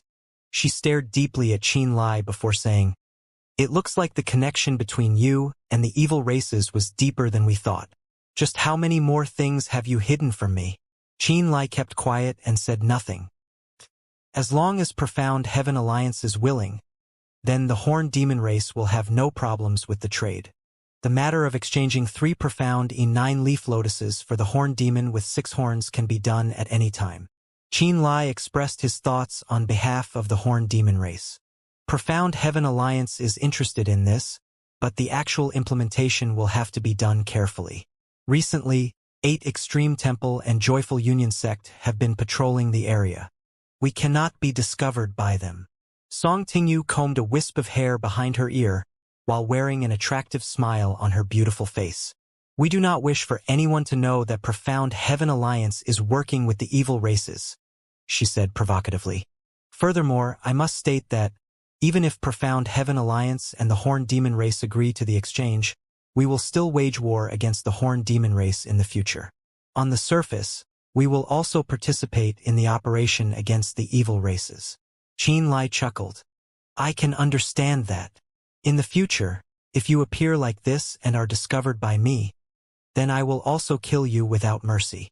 Song Tingyu giggled and looked at him seductively, saying, "However, if there's no one around, then we are still friends." Hee. Qianlai was speechless. Here. Song Tingyu rolled her eyes at him, raised her jade-like hands, and tossed an exquisite human-faced mask over the river full of demon-cleansing orchids into Qianlai's hands like a handkerchief. In the future, if you are thinking of acting in the outside world, remember to wear this mask. You are now a public enemy of the Scarlet Tide continent. If you do not wish to be hunted down like a rat, then you would do well to be a little more careful. Song Tingyu pursed her lips and smiled teasingly. The mask was as thin as silk and a little cool to the touch. It was as light as a feather, and it was obviously made by a master craftsman. Qianlai nodded slightly and immediately put the mask on his face. Other than the initial coolness and slight discomfort, he felt no problems with it. The feel and artisanship of this mask seemed to be even better than the one that Li Mu had given him. This fox skin mask was made from a strip of thin skin from the stomach of the rank 6 spirit beast, Charm Spirit Demon Fox. It is something I spent a great deal to purchase from overseas in an auction. Song Tingyu wore a look of reluctance on her face. I'm just loaning it to you for the moment. Remember to return it to me in the future. Oh right, this mask can change to have more than just one look. You can expand and adjust it on your own. This way, you'll be able to transform your face into many different appearances. If you want to transform into a girl, it is a simple matter of pulling the lines a little more carefully. Only a moment had passed before the coolness of the mask disappeared. When Qianlai put a hand to it, he actually felt nothing that indicated he was wearing a mask. It was as if this fox skin mask had perfectly merged with his skin. This caused Qianlai to feel amazed on the inside. A faint fragrance seemed to emanate from Qianlai's face. It was very faint, but also smelled pleasant. He subconsciously moved his nose and said in surprise, "Is this the scent of a fox? No, this scent is kind of familiar." His eyes lit up as he looked at Song Tingyu and smiled. "Have you worn this mask before?" "This bastard." Song Tingyu cursed on the inside, and a rare hint of embarrassment appeared on her seductive face. She snorted. "I've used it twice. What about it? If you don't like it, then return the foxskin mask to me. I'm no longer willing to loan it to you. How could I possibly dislike the scent of your body?" Qianlai chuckled oddly. I'm not going to waste words on you any longer. I'm leaving. I will explain this matter with my father and uncles and see how they're going to deal with this. Song Tingyu rolled her eyes at him. Her attractive figure was just about to leap onto the flowing cloud rainbow butterfly. Take me with you. Just drop me at Lingtown along the way. An idea appeared in Qianlai's mind as he said to Song Tingyu. Give me a second and I'll leave with you immediately. He turned around and arrived beside the spirit-hunting beasts. He said to the horned demon warrior, Tell Ku Luo that I'm taking a trip to Herb Mountain. He should understand what I'll be there for. The horned demon warrior nodded respectfully. Then, Qianlai passed through the river filled with demon-cleansing orchids and arrived in front of Song Tingyu, saying, Let's go. Since you've changed your face, you can now leave this place. Here's a mirror. Take a look at yourself. Song Tingyu passed over a copper mirror. Qianlai pressed his face close to the mirror and took a careful look. He discovered that this face was common and average, the kind that would commonly be seen on the streets with nothing special about it at all. After climbing onto the flowing cloud rainbow butterfly, Qianlai pondered for a moment and said, There's a person named Yao Tai in your Song family. Please take care of him on my behalf. No problem. Song Tingyu smiled slightly. The flowing cloud rainbow butterfly could be said to be the fastest creature on the Scarlet Tide continent. With its lightning speed, Qianlai and Song Tingyu quickly passed through Ice Stone City and headed straight for the deserted Ling Town. After jumping down from the flowing cloud rainbow butterfly, Qianlai stood in the silent Ling Town, raised his hand, and said toward Song Tingyu, All right, you can forget about me now. Go back to Profound Heaven Alliance and discuss the important matter with your father and uncles. Why did you want to come to Ling Town? Song Tingyu's eyes glittered and she looked at him deeply. In its current state, you must have some goal coming to Ling Town, right? Can't you tell me? Qianlai frowned. Never mind. I'm just asking for the hell of it. Who cares about your business? Song Tingyu waved her hand and said insincerely before leaving with the flowing cloud rainbow butterfly. After she flew away, Qianlai arrived at the small house that belonged to him and sat inside. He opened his mind and investigated his surroundings with his mind consciousness. He wanted to confirm if Song Tingyu had truly left and if there were people around him. His mind consciousness resembled ripples, spreading out to the surroundings. The current Qianlai was at the middle stage of the manifestation realm. The coverage of his mind consciousness wasn't far, and he could only detect everything within a mile of Ling Town. Of course, if there was someone whose realm was far beyond his and had hidden their aura, then he would still be unable to detect it with his cultivation. After a while, he sensed nothing out of the ordinary and gradually withdrew his mind consciousness. Looking at the evening's crimson-red clouds, Qianlai did not hurry on his way to Herb Mountain. Instead, he shut his eyes and rested within the small house, sorting out his Dantian's spirit sea. 9 natal palaces were like heavenly paradises within his misty spirit sea. Each was all a tiny world of their own, the insides of which were either entangled with thunder and lightning, chilled to the bone, or distorted by magnetism. At the natal opening realm, one creates the natal palaces. At the manifestation realm, one cleanses the soul lake. At the nether passage realm, one tempers the soul. Channeling different kinds of spirit arts, Qianlai continued pondering about the difference between each realm and slowly entered a state of meditation. Spirit diagrams are also a type of spirit art. When one has truly mastered a spirit diagram, they can be said to have mastered a spirit art as well. As long as it is used correctly, then a spirit diagram can also be used to fight against an enemy. Inside the simple house, multiple unique spirit diagrams began to appear within Qianlai's mind. The 9-winding river diagram, the soaring skybirds diagram, the radiant galaxy diagram. These spirit diagrams appeared in his mind and suddenly looked incredibly clear and bright. In this small house that he had lived in for 7 years, Qianlai subconsciously condensed his spirit energy. With his finger as the brush, his spirit energy as the ink, and the air as the spirit board, he began inscribing the spirit diagrams he was familiar with. Under the control of his mind, the spirit energy condensed into bright white lights and formed a winding river in midair. The river twisted and wandered, seemingly containing magic inside of it. As he became completely focused, it was as if he could hear the rushing sounds of a stream. That sound was so melodious that he could not help but sink into it. Splush, splush! Amid the sounds of rushing water, the spirit energy that formed the stream suddenly shattered and dissipated. Qianlai, who had been absorbed in inscribing the spirit diagram, suddenly woke up. He inadvertently frowned as he watched the motes of spirit energy that resembled shattered stars. Things were far more complicated than he had first imagined.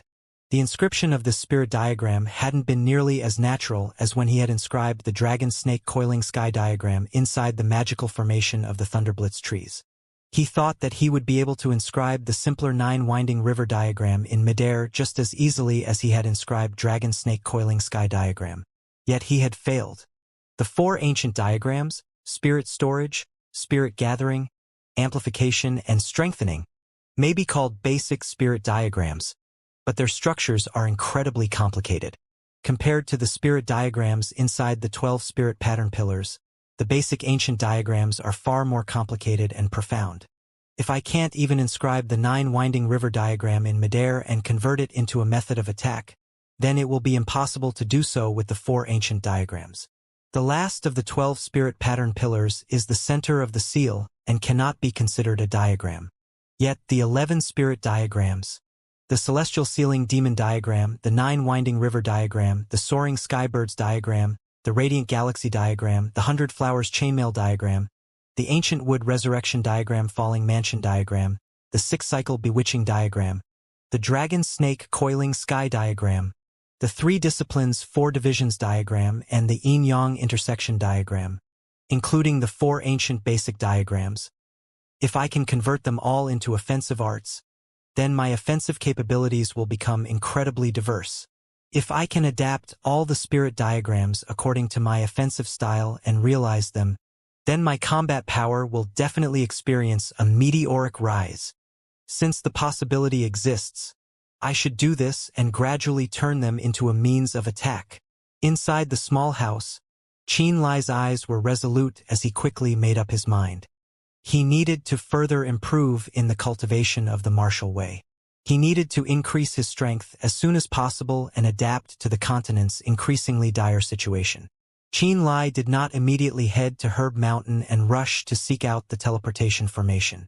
Instead, he stayed in this little house that belonged to him, temporarily alone in Lingtown. If he was hungry, he would eat some dried food, and if he was tired, he would lie on the floor and rest for a while. He cultivated, sometimes forgetting to sleep or eat. He attempted to convert the spirit diagrams into powerful attack methods and increase his fighting capabilities. One day, while he was earnestly cultivating inside the small room, he suddenly detected life. There were many auras of life.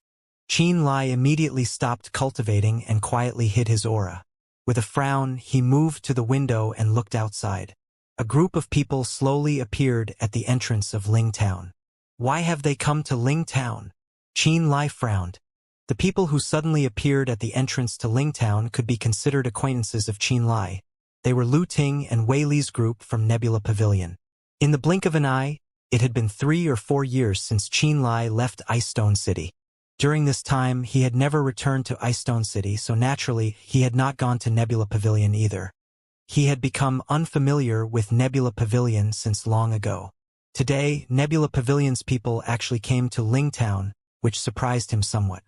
It had been 3 or 4 years, and Lu Ting still carried herself as arrogantly as ever. She wore a bright yellow tight suit, and her figure was shapely and attractive. As her legs moved, her long ponytail slapped against her curvy bottom over and over. A water blue ribbon was tied around her thin waist. Having been tightened, the ribbon showed that her snake-like waist was so flexible that it could be boneless. Her bright eyes held an obvious color of arrogance. In fact, it was even more obvious than it used to be. It would seem that her pretentious nature had worsened after Lu Yuntao became the pavilion master of Nebula Pavilion. Wei Xing's son, Wei Li, followed Lu Ting. There were also a bunch of good-for-nothings from Nebula Pavilion that Qianlai was very familiar with. Why have these people come to Lingtown? Qin Lai was full of suspicion as he continued to stare in the direction of the town's entrance. He could sense that there were still others who had yet to arrive. After a while, another group of people gradually showed up as expected. Lu Yen. Qin Lai couldn't help but softly exclaim in his heart when he saw the first person from the group appear. During the mining incident back at Celestial Wolf Mountain, Lu Yen had been an overseer from Nebula Pavilion. Both Qin Lai and Lu Yen had been through thick and thin together.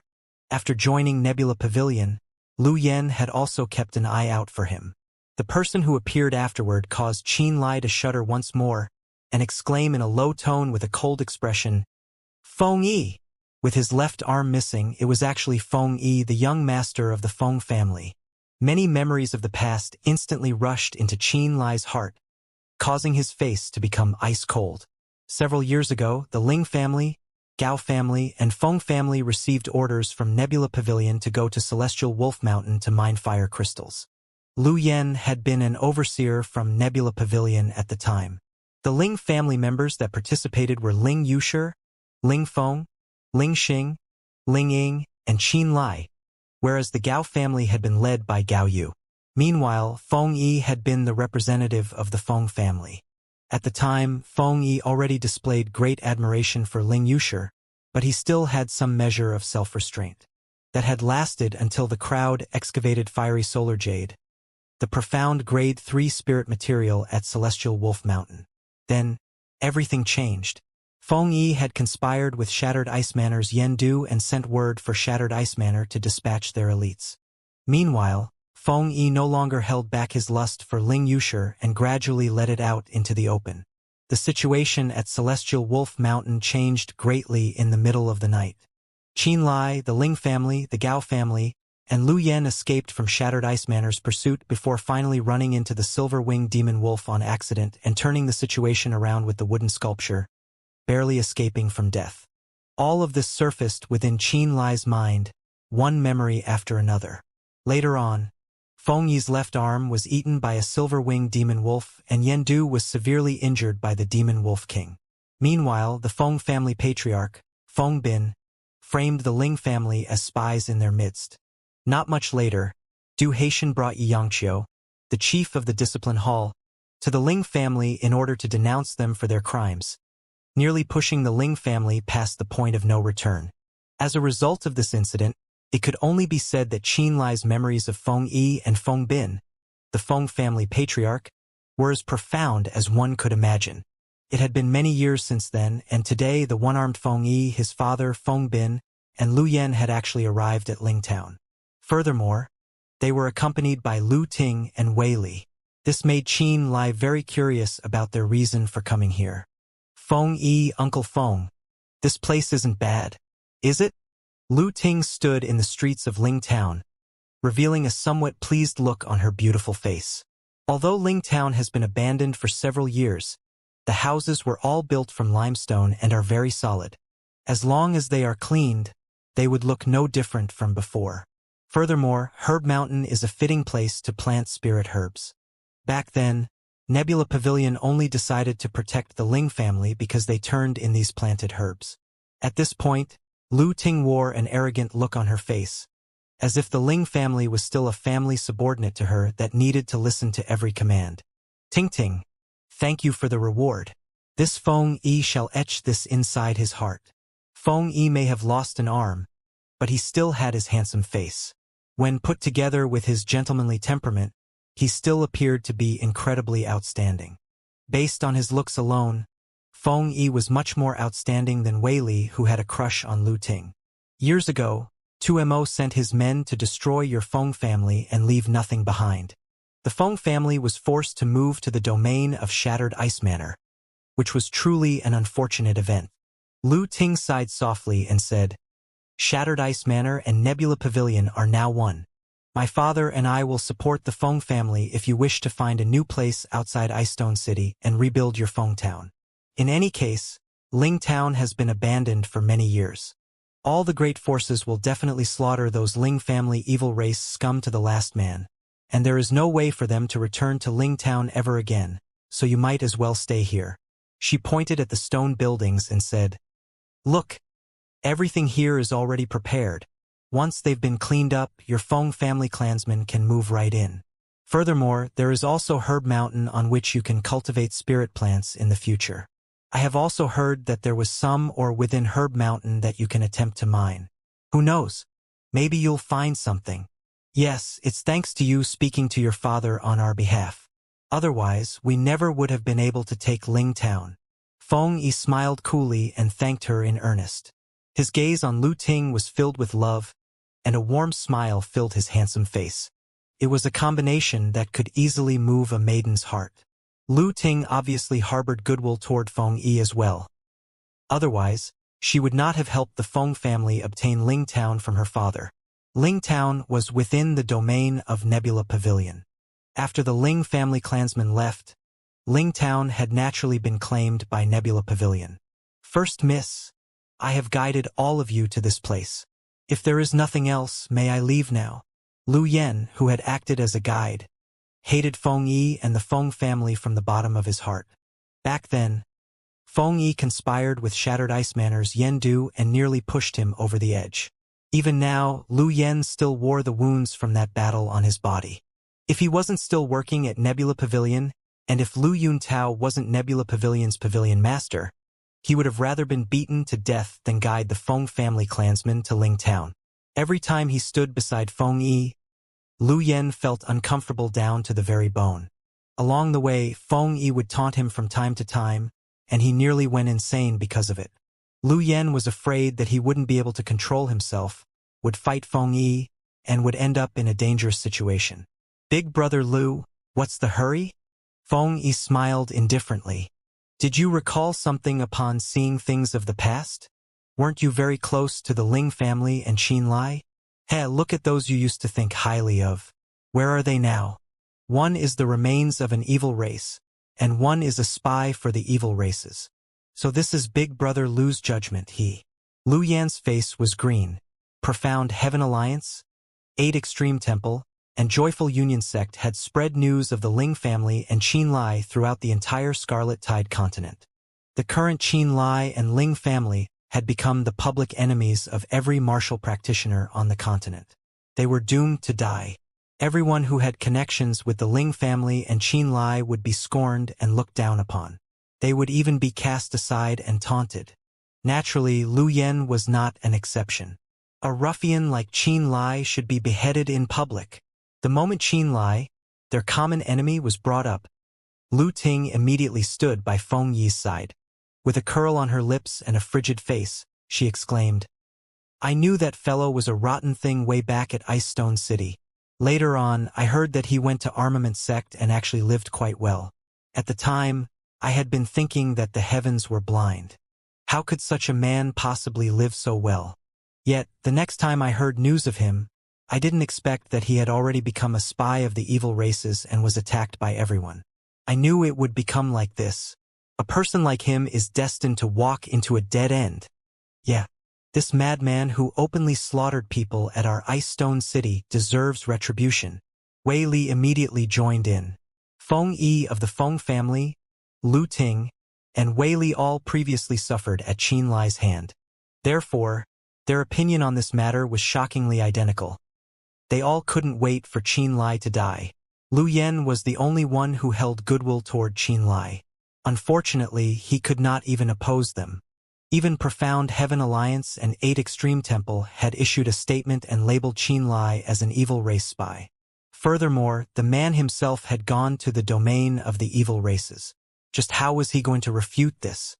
Inside the small house, by the window, Qin Lai watched these people coldly with his aura withdrawn. Listening to their conversation, his expression slowly grew darker. Feng Yi, Lu Ting, and Wei Li, who were indulging themselves in loud bluster, definitely could not have imagined that the main character they spoke of was listening quietly from a small house not far away. Feng Yi, have your Feng family clansmen clean this Ling town up nicely. Seeing that the sky was gradually darkening, Lu Ting began to consider accommodations and pointed at a Ling family house, saying, Start here. As she spoke, nearly 100 Feng family clansmen came through the town entrance one after another. These people were all martial practitioners of low realms.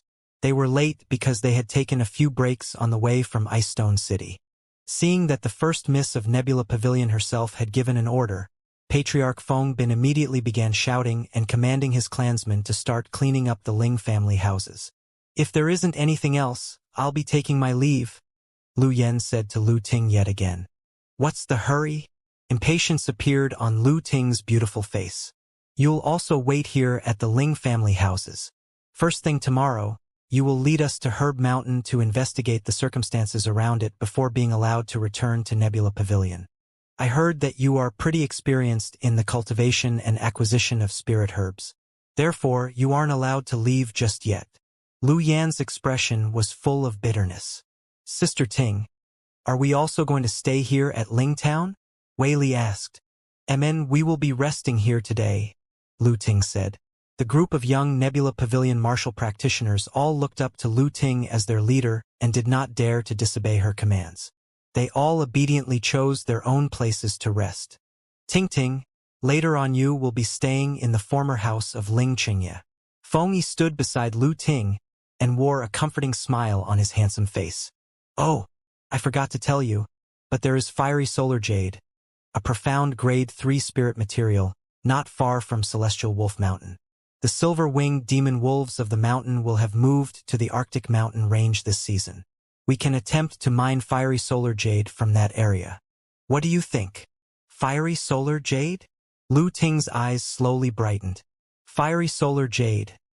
On the other side, Lu Yan's expression grew heavy as he recalled the past. After a moment of consideration, he looked toward Feng Yi and Lu Ting and frowned, saying, "Celestial Wolf Mountain is the home of the silver-winged demon wolf. Rumor has it that the silver-winged demon wolves are the offspring of the Icestone Snow Wolf King. Years ago, Dark Azura Hall once gave the order that Nebula Pavilion was no longer allowed to mine at Celestial Wolf Mountain. When Pavilion Master 2 was around, he also strictly prohibited the act of mining Celestial Wolf Mountain. That was then. This is now. Big Brother Lu, aren't you being too uptight?" Feng Yi might have lost an arm, but his aura was still formidable. After flashing a cool smile, he began to calmly explain under Lu Ting's watchful eyes. Back then the Beast King of the Arctic mountain range was the Icestone Snow Wolf King. That was why Dark Azura Hall was somewhat wary of the silver-winged demon wolves. But now, the current Beast King of the Arctic mountain range is the purple-eyed Flame Lion King. Feng Yi let out a cold laugh before shaking his head, saying, "The silver-winged demon wolves are not the offspring of the purple-eyed Flame Lion King. He couldn't care less about the trivial matters of Celestial Wolf Mountain. Furthermore, we're just talking about mining fiery solar jade while the silver-winged demon wolves head to the deeper regions of the Arctic mountain range. There's no way that those wolves would know we did it. What is there to be worried about? Pavilion Master 2MO once gave the strict order," Lu Yen argued. 2MO? Feng Yi's expression grew colder and colder. He humphed and yelled, "The current Pavilion Master of Nebula Pavilion is surnamed Lu, not 2. Do you not understand the circumstances?" Seeing Lu Yen bring up Pavilion Master 2 again and again, Lu Ting's face was also icy cold as she said harshly, "Lu Yen, the 2 family may currently have some power in Dark Azura Hall, but the current Pavilion Master of Nebula Pavilion is my father." Lu Yen sighed on the inside and no longer tried to persuade them. He knew that any further attempts would be pointless and would only bring trouble upon himself. Lu Ting herself was secretly interested in the profound grade 3 spirit material fiery solar jade. She had originally been a little hesitant because of the Icestone Snow Wolf King. Now that she had heard Feng Yi give his explanation and had been agitated by Lu Yen constantly bringing up Pavilion Master 2, she suddenly made up her mind and said, "I believe that the mining of fiery solar jades is possible. If we are able to mine the fiery solar jade, Nebula Pavilion can trade them for quite a bit of good stuff from Dark Azura Hall." Feng Yi smiled. "Ting Ting, this will also be great news for your father." Lu Ting also wore a happy expression. As a result of Yuan Tianya's death, the circumstances of Nebula Pavilion and Shattered Ice Manor were pretty bad. Lu Yuntao and Yen Wenya were rumored to have found a new umbrella to hide under in Dark Azura Hall. They desperately needed to give spirit materials to their new protector or prove their worth. If they could mine a large amount of fiery solar jade and send it to Dark Azura Hall as tribute, they would win their protector's good favor and establish a good foundation for themselves when they entered Dark Azura Hall in the future. Therefore, Feng Yi's suggestion was right up Lu Ting's alley. This caused Lu Ting to find Feng Yi increasingly easy on the eyes. She could almost forget that he only had one arm. Everybody shall pick their own house and clean it themselves before going to rest. We shall head to Herb Mountain tomorrow and check it out before preparing to head to Celestial Wolf Mountain to mine fiery solar jade. Feng Yi yelled. The Feng family clansmen acknowledged his order and began busying themselves. Wei Li and the young martial practitioners of Nebula Pavilion all spread out and began searching Ling Town for a satisfactory rest area for themselves. 3 of the martial practitioners among them, who were at the 8th or 9th level of the refinement realm, were heading toward Qin Lai's small house. Taking over Ling Town, seizing Herb Mountain, attempting to mine Herb Mountains and even the fiery solar jade at Celestial Wolf Mountain. Inside the house, Qin Lai's eyes were dark and grim. Seeing that someone was walking in his direction, Qin Lai let out a cold grin before taking out a copper mirror and carefully adjusting the fox skin mask that Song Tingyu had loaned him. As an artificer who was well-versed in spirit diagrams, adjusting the lines of the fox skin mask was no problem at all. Soon enough, he had adjusted the facial lines of the fox skin mask and wore it on his face once more. He had made a healthy, handsome male face. When it was matched with his stalwart figure and pair of rebellious, arrogant, serious eyes, the combination gave him an incredibly masculine appearance. Just when the young martial practitioners of Nebula Pavilion were about to come over, he opened the door and brazenly walked out, yelling loudly, "Who's making a bunch of noise? God damn it. Don't you know that you're intruding upon my cultivation?"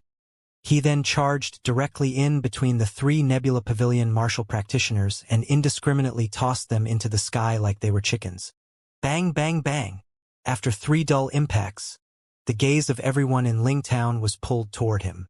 Lu Ting, who was about to rest within a house, was also disturbed, and she hurriedly rushed back. What an arrogant, extraordinary man. When Lu Ting came back and concentrated, her eyes brightened. Qin Lai looked handsome with his fox skin mask on. He wore a black tight suit that was tailored to his figure, accentuating it so he looked incredibly stalwart. A careless stance in the midst of Wei Li and the Feng family clansmen made him look as if he was taller than everyone around him. His eyes were not only bright and spirited, but also filled with a kind of lawless arrogance that greatly fascinated girls. There's actually a beauty in this group? Hey there. Beautiful. The moment he saw Lu Ting, Qin Lai's eyes lit up. He opened his mouth and laughed as he moved toward Lu Ting with wide strides. Feng Yi and Wei Li had recently been fighting over Lu Ting out of jealousy, and they had also fought quite a bit in secret. Neither one found the other party easy on the eyes. At this moment, not only had Qin Lai appeared out of nowhere, but the second he appeared, he immediately displayed great interest in Lu Ting and was willing to make a move on her directly. This made both Feng Yi and Wei Li feel an immediate sense of crisis. Who are you, punk? Why are you at Ling Town? Wei Li hurriedly went over to block his way. Careful, Ting Ting. Feng Yi was even more sinister than Wei Lai in that he immediately ordered the Feng family clansmen to come over, as if Qin Lai was a scoundrel who planned to harm Lu Ting, making it seem as though he would immediately capture and slaughter Qin Lai. Feng Yi crying out, "Careful!" caused the bright-eyed, blushing Lu Ting, who was kind of nervous because Qin Lai was striding toward her with wide steps, to become anxious and worried. She subconsciously thought that Qin Lai was a killer as well. Ha ha ha. Qin Lai raised his head and laughed at Wei Li, Feng Yi, the Feng family clansmen, and their attempt to stop him. Then he suddenly stomped at the ground. A powerful gravitational force appeared from underground, causing the gravity of the surrounding area to increase by a dozen times. Wei Li, Feng Yi, and the Feng family clansmen all found it difficult to move, as if they had a mountain on their backs and nails in their feet. Amid the furious gazes of the crowd, Qin Lai walked in front of Lu Ting with firm strides and an air of masculinity before opening his mouth and smiling brilliantly, his eyes watching Lu Ting intently. "What's your name, beautiful?" Lu Ting. "My name is Lu Ting." Lu Ting stuttered nervously, a blush in her cheeks. At this moment, her usual unruly, mean, arrogant nature had disappeared in its entirety. Under Qin Lai's burning gaze, Lu Ting was visibly nervous. Her hand reflexively pulled at the corner of her robe, and she did not dare to meet Qin Lai's gaze. She said a low voice, My name is Lu Ting."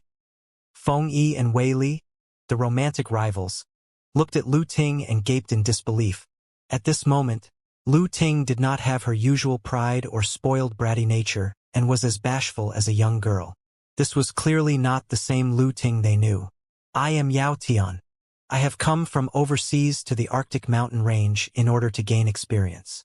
Qin Lai opened his mouth and showed a mouthful of white teeth in a bright smile. He said, "Miss Lu is really beautiful. It really is my great fortune to see such a beauty like you in a poor town like this, haha." He actually started to brazenly praise Lu Ting's beauty. "Why, you are too kind." Lu Ting's expression was bashful. She smiled shyly like a well-mannered lady. It wasn't just Feng Yi and Wei Li, even the good-for-nothings of Nebula Pavilion that usually respected Lu Ting as their boss were dumbstruck at this moment. "Big Sis Ting, what is with you?" a person asked dumbly. Lu Ting turned around and glared at this person with her back to Qin Lai. She used her harsh gaze to make this person shut his mouth. Startled, the person quickly stopped talking. Lu Ting turned back to Qin Lai and had a gracious smile on her pretty face. She said in a warm tone, her eyes filled with surprise, "Big brother Yao, you really came from overseas?" "Amen. I'm not from the Scarlet Tide continent. Since I broke through to the manifestation realm, I need to roam and expand my knowledge, so I have wandered my way here," Qin Lai said with a smile. "The manifestation realm." Lu Ting's eyes flashed and she couldn't help but exclaim, "It's actually the manifestation realm. No wonder he's so strong. I was just talking about how the pressure I feel is so strong." The members of the Feng family and the young martial practitioners of Nebula Pavilion in the area all wore expressions of realization. "For some reason, upon seeing Miss Lu today, it feels like I have known you for many years." Qin Lai grinned. He did not pay any attention to the death stares of Feng Yi and Wei Li. He boldly started an assault on Lu Ting. "Does Miss Lu have any interest in the matters overseas?" "Haha. If you are interested, I can speak about them with Miss Lu. How about it?" "This person is really bold and direct," Lu Ting exclaimed on the inside. Her eyes flashed and her expression seemed slightly uncertain. She had never encountered such a straightforward, bold, dominant young man like Qin Lai. In the past, those around her were like Wei Li and Feng Yi, whose statuses were lower than hers and would fawn over her. Among those people, she held power because her father was the pavilion master of Nebula Pavilion. When she interacted with those people, she always had some pride. This made her look down on others. Even Feng Yi only won some goodwill from her because he was handsome and he could say some emotional things. But that was all. Today, this Yao Tian suddenly appeared.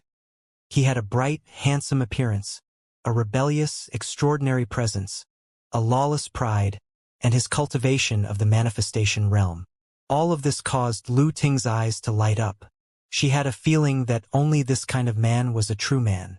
She was like a frog at the bottom of a well that jumped out of it and was seeing a bigger world. Masculine charisma filled every move of the aura that Qin Lai gave off. Lu Ting was unable to completely control herself. "Miss Lu, are you interested in overseas matters?" Qin Lai's burning gaze looked deeply at her. He bowed slightly and asked again. Lu Ting immediately woke up. "That, I've always been curious about overseas. If Big Brother Yao has the time and is willing to speak to me about it, of course I would be willing." A hint of joy appeared in Lu Ting's clear eyes. Off to the side, Wei Li and Feng Yi were dumbstruck, their faces growing livid. Qin Lai laughed. "It is my honor to satisfy Miss Lu's curiosity. I am certainly willing." When he said this, Lu Ting was filled with joy. She hurriedly looked at the head of the Feng family. Feng Bin. Patriarch Feng. Has Ling Qingya's room been cleaned? It is almost ready. The short and fat Feng Bin did not have any of Feng Yi's attractiveness. His small eyes showed a strange light as he raised his hands and answered. Without sparing him another glance, Lu Ting immediately turned her head and pointed at the Ling family compound in the distance. She extended an invitation to Qinlai. Big Brother Yao, if you do not object, then how about we go there to discuss overseas matters? A place with Miss Lu, no matter how old or run down, is made from jade. Qinlai laughed. Big Brother Yao, you really… Lu Ting glanced at him with mock anger. She appeared angry, but it was a flirtatious look. Wei Li and Feng Yi's eyes almost popped out. They had never seen such a flirty Lu Ting before and had never seen Lu Ting act like this in front of anybody.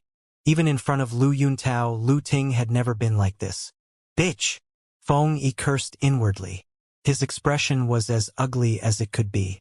Wei Li's expression was also angry. Please, Miss Lu, lead the way. Qinlai looked at her with a fiery gaze. Lu Ting did not dare to meet his gaze. With a slightly lowered head, she led Qinlai away. Cough cough. I'm also very curious about overseas matters. Feng Yi injected at this inappropriate time. He said with a humble attitude, Brother Yao, if you do not object, could you take me along? I also want to listen. Me too, me too. I also want to listen. Wei Li was not as clever as Feng Yi. Seeing Feng Yi's good idea, he hurriedly agreed. For the first time, he felt that Feng Yi wasn't bad, and his mind really moved quickly.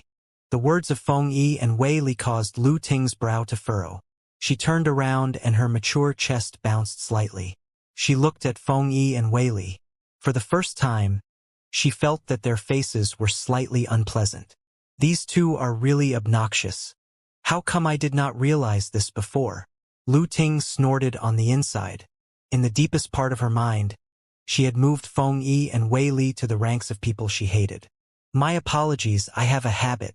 I'm not suited to interacting with males for long periods of time. Just as Lu Ting was thinking about how to refuse Feng Yi and Wei Li, Qinlai smiled and said rudely, I'm really sorry.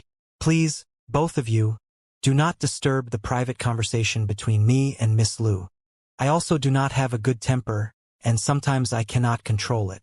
I could wound people and even kill them. These were shameless threats. Feng Yi and Wei Li were shocked and angry after hearing him say this. Inside, they cursed 18 generations of this person's ancestors. Lu Ting's eyes were bright. She felt that his words were domineering and filled with the charisma of a man. Sister Lu, this person is of unknown origin. He might have ill intentions toward you. I am worried about you, Wei Li said with a sad face. Ting Ting, interacting with a male by yourself will affect your reputation. Why don't you reconsider? Feng Yi urged. Ha ha ha. Qinlai laughed again. He looked at the two scornfully and said, all of you are in the natal opening realm. If I had ill intentions toward Miss Lu, who here would be able to stop me? Changing his tone, Qinlai looked at Feng Yi, shook his head, and smiled, saying, we are not common people. We are martial practitioners that pursue the truth of the martial way and strengthen ourselves through hardship. If you are always worried about the words and opinions of others, then you will probably be unable to enter the manifestation realm in this lifetime. Wei Li and Feng Yi opened their mouths to speak, but found they were unable to retort. They suddenly realized that they did not have any confidence in front of this Yao Tian. Big Brother Yao is right. If he really had nefarious intentions, you would not be able to do anything. Also, we are martial practitioners and do not have to follow rules like ordinary folk. Lu Ting's face was frozen in a hard expression as she lectured Wei Li and Feng Yi. She said, Amen, just like this. You can attend to your own matters while I talk with Big Brother Yao. After she spoke, she did not pay any attention to Feng Yi and Wei Li. Her legs swinging, her long ponytail bouncing off of her behind, she walked directly toward the Ling family compound. Behind her, Qinlai smiled openly and then raised his middle finger at Feng Yi and Wei Li in front of the Feng family clansmen and the young martial practitioners of Nebula Pavilion. In a low voice, he said scornfully, You too. You should end your thoughts about a woman that I, Yao Tian, am pursuing. Just the two of you. You really do not know your own weight trying to take a woman from me. When I, Yao Tian, started playing with women, you were probably playing in a sandbox. Disregarding Feng Yi and Wei Li's mad gazes, Qin Lai roared with laughter as he followed Lu Ting to the Ling family compound. At this moment, the youth of the Feng family and Nebula Pavilion looked at Wei Li and Feng Yi with sympathy. Motherf ****. I've never seen such an egotistical person. Wei Li cursed. Feng Yi did not speak. His face was livid and his eyes flashed with malice. Many people in the Feng family understood Feng Yi. When they saw him like this, they knew that Feng Yi would not rest.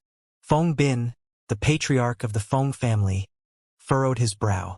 He moved next to Feng Yi and said in a low voice, This person is a martial practitioner in the manifestation realm. Our Feng family and even Nebula Pavilion cannot afford to offend him. I know, father. I will not act rashly, do not worry, Feng Yi said with a dark expression. Feng Bin nodded lightly and sighed. He said, I've already lost one son. I do not want to lose another. I remember that Big Brother was killed by Qin Lai in the Stone Forest. I will definitely take revenge for Big Brother in the future. Do not worry, Feng Yi ground out. Amen. Remember, do not be rash. This Yao Tian seems to be purposefully provoking you and Wei Li. Do not fall for his trap. Do not have a direct conflict with him. You are in the early stages of the natal opening realm and are not a match for him, Feng Bin worriedly warned. I know. Feng Yi nodded with a cold face. Old demon, wake up. Talk about interesting things from overseas. Once he stepped into the Ling family procedural hall, Qin Lai immediately flew into the soul-suppressing orb in soul form and woke Xueli up. He needed Xueli to provide conversation material. This was the Ling family's former meeting hall. After Lu Ting came, she found a wooden chair to sit down on. Her eyes were bright as she looked at Qin Lai with interest and anticipation. Deliberately hiding her pride, the Lu Ting that showed her gentle side seemed to be a completely different person. In fact, Lu Ting was not ugly. She was actually pretty with her long, black hair that was held up in a mischievous ponytail. As it bounced behind her, it caused her to appear young and energetic. Lu Ting had a mature body with curves in all the right places. The twin peaks on her chest were extremely attractive. She had a pair of slender, narrow eyes that were bright and glittered when they were open. When she set aside the cold pride and when she was not harsh with her words, Lu Ting was like the cute, pretty girl next door. I have always roamed overseas. Upon entering the hall, Qin Lai first established a connection to Xueli. He allowed Xueli to use his thought processes to narrate the interesting matters of other continents, and he would pass them on. As he spoke, Qin Lai pulled a wooden chair over and moved in front of Lu Ting. He put the chair about 2 meters in front of Lu Ting. Sitting down, his masculine body leaned forward slightly, and he made an assertive motion as he boldly looked at Lu Ting. He continued to narrate details about overseas matters with a bright smile. Under his burning gaze, Lu Ting's cheeks were red with embarrassment. She seemed to be both happy and annoyed, her head slightly bent. She did not dare to look at him. None of the cold pride she had in the past at Nebula Pavilion could be seen. As Qin Lai spoke, he smirked coldly on the inside. Lu Ting's past appearance came into his mind. 5 years ago, when Qin Lai first went to Nebula Pavilion, he had just been an ordinary little martial practitioner that assisted Yao Tai. At the time, Lu Ting had been the only daughter of Pavilion Master Lu Yuntao and had an elevated status in Nebula Pavilion. She always had a group of followers around her. Qin Lai clearly remembered the first time he saw Lu Ting. Lu Ting had been questioning Yao Tai, swearing as she pointed at Yao Tai's face with disdain. At that time, Lu Ting hadn't even given Qin Lai a proper look and just thought of him as heir. Only after Lu Ting had finished scolding Yao Tai did she finally notice Qin Lai. She then said scornful words about him, a person who came from the Ling family, a subordinate faction. She said that he did not know his place, and only joined Nebula Pavilion through connections. She also said that, after her father became the Pavilion Master, he and Gao Yu would be exiled from Nebula Pavilion. 5 years ago, in Lu Ting's eyes, Qin Lai was just an inconsequential person who was introverted and had a low status. He had only managed to join Nebula Pavilion based on his connections to Tu Zhe and Zhuo Qian. In Lu Ting's eyes, the past him was not even worth mentioning. Time passed, and after 5 years, the present Lu Ting had only reached the early stage of the natal opening realm. Yet Qin Lai was in the intermediate stage of the manifestation realm. In terms of strength, he was more powerful than Lu Yuntao, the pavilion master of Nebula Pavilion. Today, Qin Lai changed his identity and his face. When he stood in front of Lu Ting, he could make Lu Ting's heart fall for him, have Lu Ting hide her temper, and make her act gentle and warm in order to win his favor. While it caused Qin Lai to laugh, he also felt good. He felt as though his desire for vengeance was satisfied. He had come to Ling Town to make sure that the teleportation formation inside Herb Mountain really existed and to fulfill the promise that his grandfather had made with the Horned Demon race. Currently, the Feng family wanted to take over Ling Town and Herb Mountain with Lu Ting's help. This clearly affected his plans. He had to find a way to keep Lu Ting and the Feng family away from Ling Town. If he killed all these people, it would definitely attract the attention of Nebula Pavilion and Shattered Ice Manor. It would also attract the attention of Dark Azura Hall, Profound Heaven Alliance, and 8 Extreme Temple. It could expose his identity and the unique features of Herb Mountain. Qin Lai could only change his identity and use other methods to achieve his goals. In the process, he also wanted to retaliate against Feng Yi, Wei Li, Lu Ting, and the others. With a spark of inspiration, this plan formed. The world outside is much larger than the Scarlet Tide continent, and much more interesting. Qin Lai grinned and smiled brightly. He looked deeply at Lu Ting and said, "If Miss Lu is interested, in the future, I can take you beyond the Scarlet Tide continent to see the outside. I really admire Big Brother Yao." Lu Ting's eyes were full of yearning. Xueli had lived for many years and had a rich understanding of the features and secrets of each continent. The information he provided clearly stirred Lu Ting's interest and made her want to travel the world with Qin Lai. "I, Yao Tian, have visited all of the major continents and never had any thoughts of settling down. Yet today, the moment I saw Miss Lu," light flashed in Qin Lai's eyes as he stared unwaveringly at Lu Ting. He said in a soft voice, "For some reason, I suddenly want to stop for someone and be by her side. Be Big Brother Yao." Lu Ting's eyes glittered like starlight. Her mind seemed slightly intoxicated and her expression was much of the same. What she did not know was that, in the corner outside the Ling family procedural hall, Feng Yi and Wei Li were sneakily eavesdropping on their conversation. Hearing Qin Lai's bold, direct confession of love and Lu Ting's slightly intoxicated breathing, Feng Yi and Wei Li felt as though their hearts were bleeding. It was as though someone was taking a blade and stabbing their stomachs repeatedly. The two exchanged a look and found that their expressions were terrifying and twisted. They were almost frightened by their respective appearances. "It's night. You have had a long journey and are tired. Rest early today, and we can discuss more tomorrow." Just as Lu Ting's heart shook, her mind vacant, Qin Lai suddenly stood up. His burning eyes looked at her deeply and then he walked out of the hall. Lu Ting suddenly had a strong feeling of loss. After Qin Lai left, she sat in the hall alone with a lost expression. "Yao Tian, how can there be a person like you in this world that causes the mind to become chaotic?" A long time later, Lu Ting murmured to herself. Her eyes were filled with conflict and her mind was confused. When Qin Lai walked out the door, Wei Li and Feng Yi shrunk back into the shadows of the corner. Like two ghosts that could not bear the light of day, they didn't dare to move. When they were sure that Qin Lai would not return, Feng Yi hesitated and then stood up from the shadows. He forced himself to calm down and coughed lightly to attract Lu Ting's attention. Then he went to the doorway and pretended that he was passing by. He said in surprise, "That Yao Tian left? Motherf asterisk cur, he really knows to pretend." Wei Li was still in the corner. He swore as he looked at Feng Yi, who was acting in thought. "Your twisted expression just now was even uglier than mine. Now you look human. You are really fake." "Feng Yi, what have you come here for?" Qinlai had stirred Lu Ting's mind and she was feeling bothered. Seeing Feng Yi come in, she felt that the present Feng Yi was not pleasing to look at for some reason. Consequently, she did not have a good attitude and said coldly, "Have you finished attending to the matters of your Feng family?" Lu Ting had reverted to the original Lu Ting. Her expression was proud and her tone gave people the feeling that she was of higher status. She was a completely different person compared to when she was alone with Qinlai. Taken care of. "I came to ask if you were satisfied with living in this residence. Has it been cleaned?" Feng Yi had a concerned expression.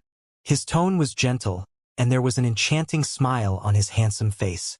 Yet, in the eyes of the present Lu Ting, Feng Yi was just a boy toy. It wasn't just that his cultivation was low. He did not have the domineering nature and ego that a man should have. So her brow furrowed and she said with visible impatience, "There are no problems here. Amen. I'm tired today and want to rest early. If there isn't anything else, do not come and disturb me." "Bitch! Bitch! Bitch!" Feng Yi looked at her and inwardly swore 3 times, his stomach full of angry fire. He had listened from the corner for a long time and heard Lu Ting giggling, calling Big Brother Yao and being extremely personable. He also knew that Lu Ting was confused after Yao Tian had left. She seemed to want Yao Tian to stay and for them to have conversations through the night. "How come you were so happy when you were speaking to Yao Tian just now? You were even unwilling to see him go, wanting more. I just arrived, and you are tired and need to rest before I even finish speaking. You also don't want me to disturb you." Feng Yi complained on the inside and his expression was frozen. Yet he didn't dare to actually say that aloud. "I said, I'm tired and want to rest early." Lu Ting snorted lightly. Feng Yi nodded and then smiled slightly at her. When Feng Yi turned around, Wei Li found that his expression was even scarier and more twisted than his previous one. Wei Li suddenly realized that this Feng Yi was a dark, vicious person, and he had a deep mind. He suddenly felt fear. He felt as though he had been seeking his own death in opposing Feng Yi at every turn, competing against him for Lu Ting. Boom! As Feng Yi turned around, Lu Ting closed the door from the inside.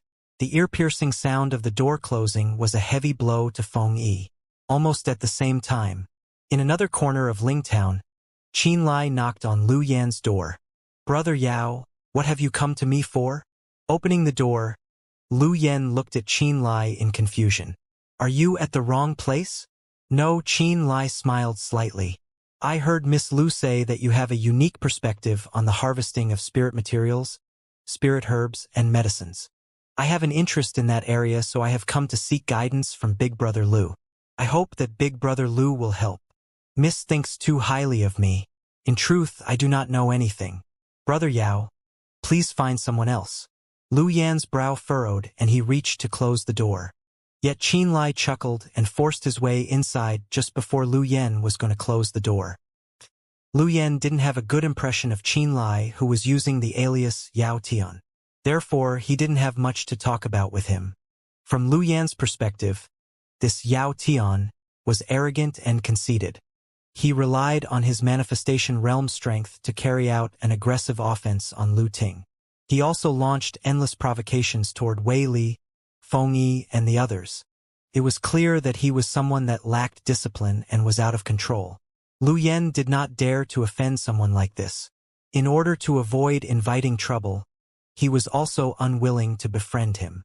However, in the dead of night, if this person insisted on barging in and asking him for guidance on growing spirit plants and herbs, he was unable to chase him away. As a result, Lu Yan wore a helpless expression and unfolded his arms within the house.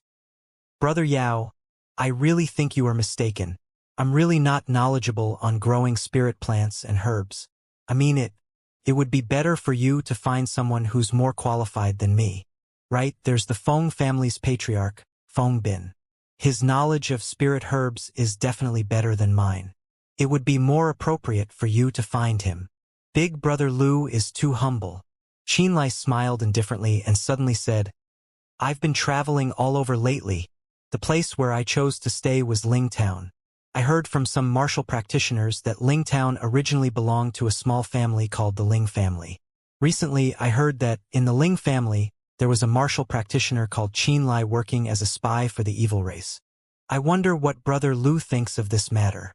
I am not too sure, Lu Yen said with a calm face. Lu Yen secretly became more cautious toward Yao Tian, whose origins were unknown. He guarded himself carefully, not knowing this person's true intentions behind asking about the affairs of Qianlai and the Ling family. Recently, people from 8 Extreme Temple and Joyful Union sect would turn up on occasion. Due to the unknown origins of Qianlai and the Ling family, they visited Nebula Pavilion and became active near Lingtown.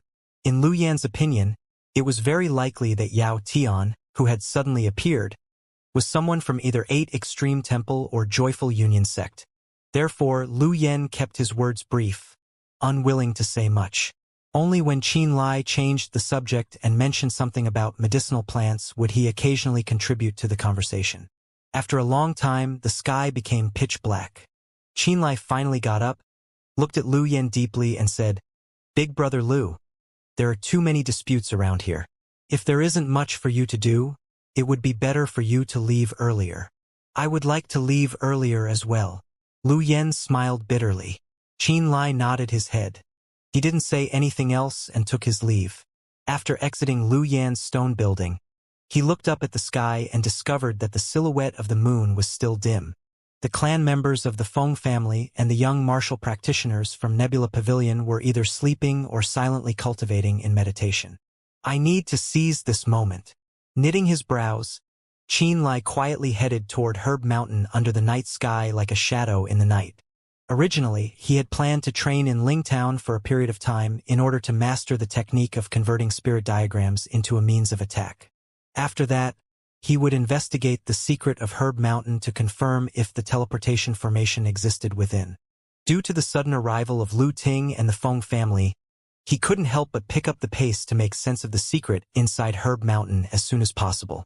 Not long afterward, he arrived behind Herb Mountain once more. Wandering under the night sky, he attempted to find a new path to enter Herb Mountain. In the past, when he left for Nebula Pavilion, Qianlai followed the instructions of his grandfather and activated the crux inside Herb Mountain. The cave inside Herb Mountain crumbled shortly thereafter, causing its entrance to be blocked by rubble. In his opinion, his grandfather wanted to remove all traces of evidence in order to prevent others from finding out that he used to cultivate by harnessing the power of a strange lightning formation. If it weren't for the series of events that happened afterward, such as Ku Luo from the Horned Demon race telling him that there might be a teleportation formation inside Herb Mountain that was linked to the Nether continent, he might never have thought of stepping foot inside Herb Mountain ever again. "I don't think that Ku Luo would lie to me. He said that the transmission formation would be inside Herb Mountain, so it must exist." After wandering around, Qianlai realized there were no caves that he could enter. Having no choice, he could only use the stupidest method, creating a new entrance from scratch. He took a tool for mining ores out from the spatial ring and got to work in a relatively remote area. Crack! Crack! Hacking at the rock, he bore a hole as a cave entrance, digging a new tunnel into the cave late into the night. Since the rock of Herb Mountain was rather solid, Qianlai busied himself until dawn just to dig a tunnel into the cave that was only around 10 meters large. Seeing that he was almost out time, Qianlai exited the cave and blocked the entrance with a giant boulder that he had prepared earlier on before quietly returning to Lingtown. Before dawn, he showed himself at Lingtown once more. At this moment, Lu Ting had just woken up and started asking anyone she could about where he was. "I'm used to waking up early. I was just doing my morning exercise outside of town." With a careless expression, Qianlai shot Lu Ting a faint smile and said, "Actually, I've been staying at Lingtown for the past 2 months. Heh! The sudden appearance of you all is what disrupted my routine. It seems that it's us that are affecting Big Brother Yao. We are really sorry." Lu Ting wore an apologetic expression on her face. Today, Lu Ting was wearing a light green dress with a white floral skirt. The neckline was rather low, causing her fair, well-endowed chest to be revealed. This attracted Wei Li and other young martial practitioners from Nebula Pavilion, making each of them feel restless. Compared to yesterday, Lu Ting's lips looked alluring. Both her cheeks had a faint blush, her eyes were bright, and her face glowed with radiance.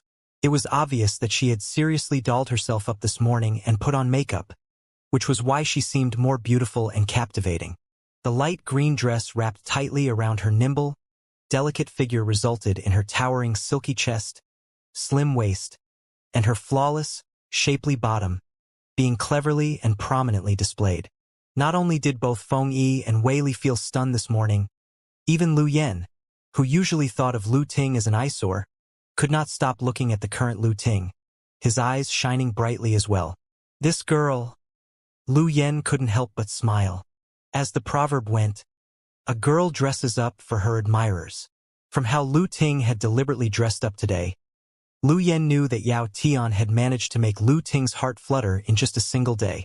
She was dressing herself up with utmost care because of him. Bitch!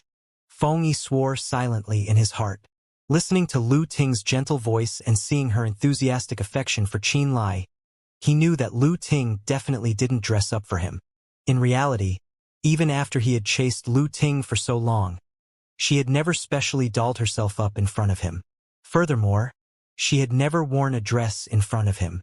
This made Feng Yi's jealousy grow even stronger. Miss Lu, are you all going to Herb Mountain today? Qin Lai asked with a smile. Big brother Yao, if you don't dislike me, just call me Ting Ting. Lu Ting pouted her lips, her expression somewhat flushed, and felt embarrassed to look at Qin Lai. She lowered her head and said, Yes, we are going to Herb Mountain today to see what kind of spirit plants and herbs we can grow. Furthermore, we also want to see if we can open up a new tunnel into Herb Mountain and find out if there are any strange rare ores within. The people from the Du family used to say that they were some inside Herb Mountain and we want to confirm it for ourselves. If that's the case, Qin Lai laughed and said, I'm not interested in Herb Mountain. I will train in town today so you all can busy yourselves. Actually, I also don't have much interest. Lu Ting thought for a moment and suddenly laughed. I'm much more interested in the overseas matters that Big Brother Yao mentioned. If it doesn't bother Big Brother Yao, can you talk about them? She looked at Qin Lai with anticipation. Qin Lai grinned and laughed heartily. I'd be happy to. As a result, Lu Ting turned around and hurriedly told Feng Yi in a cold manner, I'm not accompanying you to Herb Mountain today. Lu Yen, take a trip with the Feng family clansmen and walk around Herb Mountain.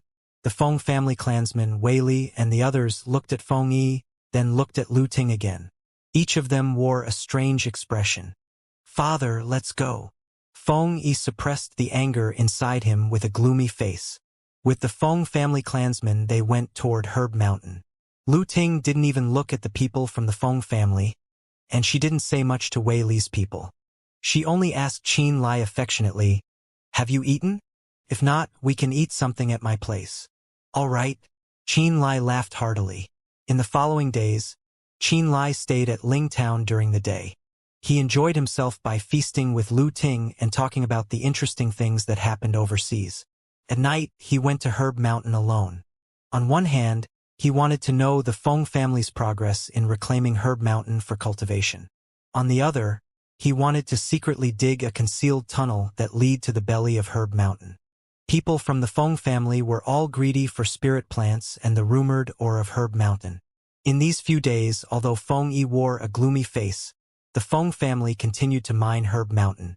On Herb Mountain, the land had been reclaimed and was ready for growing spirit plants. The Feng family had also opened up a few tunnels in different directions trying to penetrate deep into the belly of Herb Mountain. In terms of progress, although they were still slower than him, Qin Lai still felt uneasy in many aspects. If the day came when a tunnel of the Feng family led to the secret inside Herb Mountain first, he would have to do the worst thing out of desperation, killing everyone in Lingtown just to protect his own identity and safeguard the secret inside of Herb Mountain. Spying on the Feng family on one side and teasing Lu Ting on the other, he still secretly dug the tunnel into Herb Mountain at the same time. Today, in the pitch-black night, when Qin Lai was digging the tunnel, crack! Following the breaking of a piece of stone, Qin Lai suddenly saw a faint gleam of light. The light came from the interior of Herb Mountain from the place where he used to cultivate. After calming himself, Qin Lai placed the broken stone behind him, shrunk his body, and burrowed in head first. An unadorned yet complicated and strange formation in the middle of an exceptionally vast cave suddenly came into view. This strange formation was made with 18 different colored pieces. These pieces of unusual stone were all about the size of an ordinary millstone. They formed the shape of a ring. The formation was only about 30 meters wide, located within the spacious cave. The insides of the 18 pieces of stone were all marked by an unknown symbol that endlessly flashed like a lightning bolt. In the center of the formation, there were several gentle rays of light, each about as thick as a finger, all densely packed and woven together. The rays of light tangled together inside the scattered ring-shaped stones, causing the cave to shine brightly. The entire cave began releasing stable waves of energy. This was where Qianlai used to cultivate heavenly thunder eradication. In the period of time that he thought this place had crumbled and no longer existed, it turned out that the formation he used to cultivate heavenly thunder eradication had disappeared. In its place, sitting in the belly of the mountain, was a strange new formation. A spatial teleportation formation. This is a spatial teleportation formation.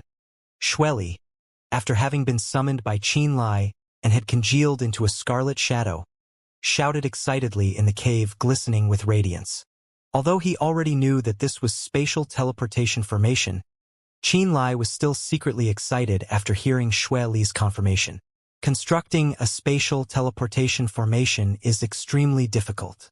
Anyone capable of understanding the mysteries of space and setting up a teleportation formation must be an extremely rare and powerful figure. Xueli could hardly conceal his admiration of the mysterious ring-shaped formation as he flew around it. He was deeply shocked, his scarlet pupils brimming with excitement and fascination. This is a one-way spatial teleportation formation. This teleportation formation can only be used to travel to a fixed location. What a pity. After a round of excitement, Xueli said with a deep regret, "If this were a large-scale teleportation formation that was structurally complete, I would have been able to use it to reach the continent where I used to cultivate, immediately arriving at the Blood Fiend sect of the past." Ah, what a pity! Xueli wore an expression of regret. One way? What does that mean? Qianlai stood there, amazed. Xueli rolled his eyes at Qianlai, looked down at his ignorance, and groaned. The usage of a teleportation formation can be categorized into one-way and two-way, can also be categorized as fixed and adjustable. A fully operational, large-scale teleportation formation would be two-way and adjustable, capable of not only teleporting back and forth, but also to different locations. One-way means that someone can use it to teleport to other teleportation formations, but someone cannot teleport to this location from other formations. Two-way means that people can teleport back and forth. Such a formation is capable of teleporting people or objects to other locations, and other locations can also teleport people or things in return. Fixed means that it can only teleport someone to a specific location. Adjustable means that it can teleport them to multiple formations. With it explained by Xueli, Qianlai promptly understood. He looked at the spatial teleportation formation in front of him and asked, "Is this teleportation formation one-way and fixed?" "Yes." Xueli nodded his head and said, "This teleportation formation can only teleport someone to a fixed location. Furthermore, it can only teleport and not receive." "How can you tell?" Qianlai looked carefully. "Here." Xueli's scarlet soul landed on a square piece of shiny bluestone. He pointed at an arrowhead that sparkled inside the stone and explained, "This arrow means that it's one way. If this had arrowheads on both sides, that would make this a two-way teleportation formation that could teleport both ways. If there are multiple arrows like this arranged side by side, that would make it an adjustable teleportation formation." Qianlai immediately understood. "Are teleportation formations identical in appearance?" Qianlai asked once more. "They are not." Xueli shook his head. "The appearance of every teleportation formation looks different according to the maker's realm and their level of understanding to space. Some teleportation formations are round, some are square, and some are rectangular. When different artificers forge the same spirit artifacts, the final product might not be the same. The same logic applies here. Take a look at this teleportation formation. Does it still work?" Qin Lai asked with a dignified expression as he stood beside the green limestone. This place was the belly of Herb Mountain. This was where he used to cultivate in the past. However, this was not the formation from back then. Qin Lai had followed the orders of his grandfather. After activating the switch, every tunnel inside Herb Mountain had been blocked. Similarly, all the caves within had collapsed. He thought that he had erased every trace of his cultivation. After so many years, it was surprising that, upon entering Herb Mountain through a newly dug tunnel, he would actually discover that he didn't know what kind of magical method his grandfather used to create this teleportation formation when Herb Mountain had collapsed. When the old formation disappeared, a new formation actually appeared through supernatural means. Something like this could only be admired in astonishment. Qin Lai was sure that his grandfather had not returned. This meant that, when he activated the switch years ago in an attempt to erase all traces within, this new teleportation formation had been formed as well. From the 18 pieces of stone and those interwoven rays of light, Qin Lai could faintly see some familiar traces. A thought suddenly appeared in his mind, causing a shocked expression to appear on his face. The new teleportation formation had directly evolved from the old formation. This was the magical evolution of the formation. Kid, what is this place? How did you find this teleportation formation? Xueli suddenly asked in a curious manner. In the past, I had always been cultivating here, Qin Lai said after being silent for a moment. He took a deep breath and explained slowly. It was in this cave that I spent 7 whole years. 7 years ago, this cave wasn't like this, and this wasn't the formation that was here either. There was another formation that had been constructed which helped me attract thunder and lightning and lessened the intensity of their power while I cultivated. Xueli opened his eyes and listened attentively.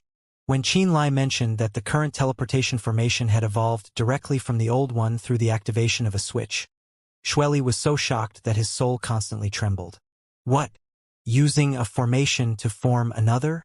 Using a switch to destroy an old formation and create a brand new one?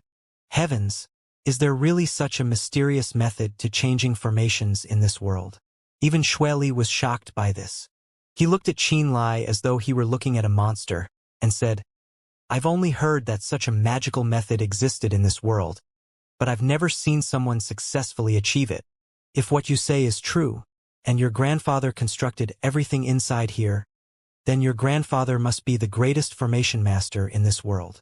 Qin Lai involuntarily felt a surge of emotion. He clenched his fist and felt his blood pumping. Although he always knew that his grandfather was out of the ordinary, he still felt extremely excited after Xueli said it with such confidence. However, your grandfather didn't tell you about the secret within and still created the facade of destroying the cave. I don't think he wanted you to know about the existence of this teleportation formation or be a part of the things related to it. Xueli changed the subject and captured the crucial details with one sentence. Qin Lai nodded slightly. He also regained his senses. His grandfather didn't tell him about the secret and deliberately created the facade of destroying the mountain. It should be as Xueli said. Qin Lai's grandfather didn't want him revisiting Herb Mountain. In reality, Qin Lai was afraid that if he had not mistakenly entered the nether realm and slowly and painstakingly investigated the truth, hearing it from Ku Luo's mouth and learning that the teleportation formation might have existed inside Herb Mountain, he might not have dug a new tunnel and entered the belly of the mountain ever again. He would never have known of the teleportation formation's existence within the mountain for the rest of his life. It was clear his grandfather didn't want him to know things about the nether realm and didn't want him to be a part of it. This teleportation formation is very stable, but it still needs something else in order to teleport, Xueli said sagely. It still lacks a spatial spirit stone. A spatial spirit stone acts as the catalyst for the teleportation formation. Only by triggering the spatial energy inside a spatial spirit stone can one really activate a teleportation formation. Every genuine teleportation formation requires a spatial spirit stone. This teleportation formation currently does not lack anything apart from a spatial spirit stone. Spatial spirit stone? Qin Lai frowned. He looked at Xueli suspiciously and said, You previously told me that, in order to construct a teleportation formation that directly linked to the ultimate blood ground to the poisonous bog, You wanted me to find a phantasm stone, a frost star stone, a fate crystal, an ethereal jade, and the fresh blood of a scarlet spirit turtle. Yet you never mentioned the spatial spirit stone. Suddenly, Xueli laughed bitterly. I'm not your grandfather, and I don't know how to construct a genuine teleportation formation. When I told you to find a phantasm stone, a frost star stone, a fate crystal, an ethereal jade, and the fresh blood of a scarlet spirit turtle to construct a teleportation formation, strictly speaking, it wouldn't genuinely be considered a teleportation formation. What do you mean? I thought you said that those materials could be used to construct a teleportation formation that linked directly to the ultimate blood ground. Qianlai wore a gloomy expression. The ultimate blood ground is located between the Scarlet Tide continent and the Nether realm. The place called the Nether battlefield exists in the layer between two realms. The layer in between two realms has a chaotic atmosphere. It shakes constantly and is part of a special territory. The teleportation formation I wanted to construct with a phantasm stone, a frost star stone, a fate crystal, an ethereal jade, and the fresh blood of a scarlet spirit turtle doesn't require the help of a spatial spirit stone. By relying on the power of the blood essence alone, it would allow someone cultivating blood spirit arts to enter the ultimate blood ground. But that teleportation formation cannot be considered a genuine spatial teleportation formation. Through a bit of trickery, I would use a special method to trigger the blood essence. Additionally, since the ultimate blood ground exists between two realms, the teleportation would be possible. If that place weren't in between realms, and if that place wasn't an ultimate blood ground dense with blood spirit energy, the teleportation formation that I wanted to create would have been useless. Xueli felt that his explanation to Qianlai was detailed and careful. However, Qianlai did not fully understand what he heard. That means that your teleportation destination is special somehow? Qianlai grew impatient. Amen. Which is why the spatial spirit stone wasn't needed, Xueli said, nodding. But because the teleportation formation that your grandfather constructed is a genuine teleportation formation, it requires a spatial spirit stone. Is a spatial spirit stone valuable?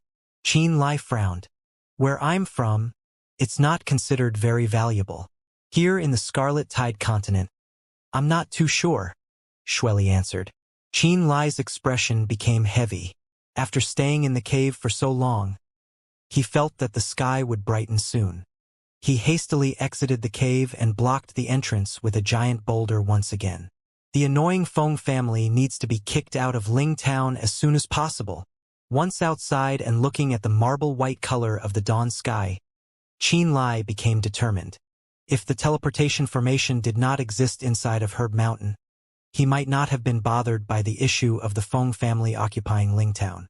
He also would not have toyed with Lu Ting's feelings, and he wouldn't have been wasting his time here.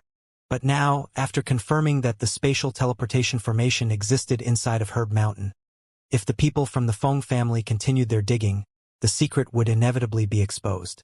Qianlai needed to resolve the potential threat of the Feng family soon. Feng Bin, if you insist on staying in Lingtown, then you deserve your misfortune. Humming in his heart, Qianlai secretly returned to Lingtown with a vicious shine in his eyes. Big brother Yao, have you just returned from your morning cultivation? The moment that Qianlai reached Lingtown, he saw that Lu Ting happened to be standing at the town's entrance, greeting him happily. I made breakfast for you. Eat something first. Qianlai grinned brightly. Recently, Qianlai had been heading to Herb Mountain at night and excavating the stone cave in secret. During the day, he stayed at Lingtown and enthusiastically pursued Lu Ting. In a few short days, their relationship had advanced by leaps and bounds. Sometimes, when Qianlai boldly held her hands, she wouldn't resist and simply blushed, tacitly accepting it. Nowadays, if Lu Ting hadn't seen him for a day, she would seem disappointed and sad. When Qianlai left every night, Lu Ting would briefly feel lost. The Feng family clansmen, Wei Li, and the youths from Nebula Pavilion could all see deep affection for Qianlai from Lu Ting's attitude. These people secretly cursed how a woman's heart changed as fast as the turn of a page.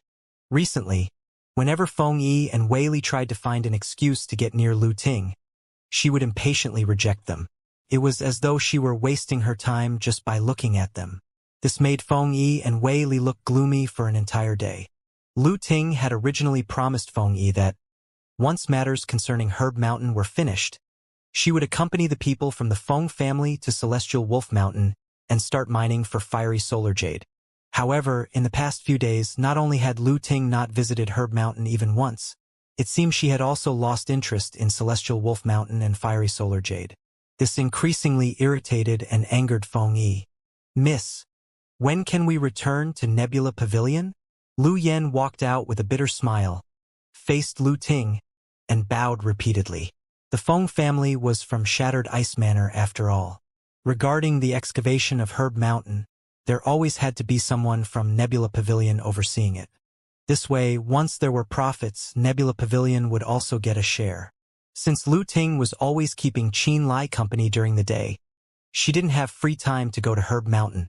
Therefore, she asked Lu Yen to replace her and monitor the situation of Herb Mountain. Lu Yen constantly complained about this assignment and kept arguing about returning to Nebula Pavilion. He was no longer willing to work with Lu Ting and the Feng family.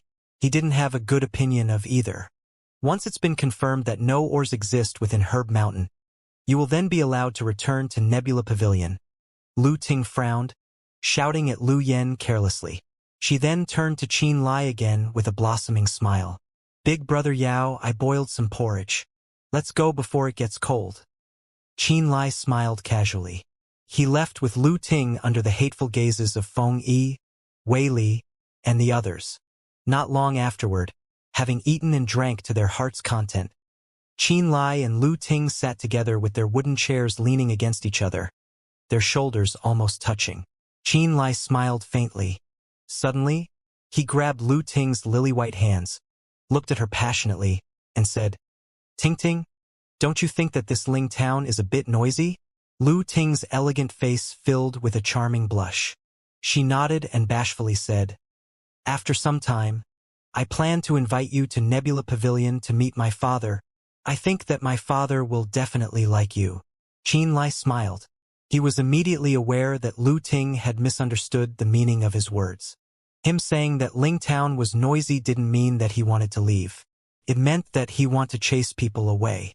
Having occupied Ling Town, these people from the Feng family have been making a racket every single day. It irritates me. Qin Lai frowned.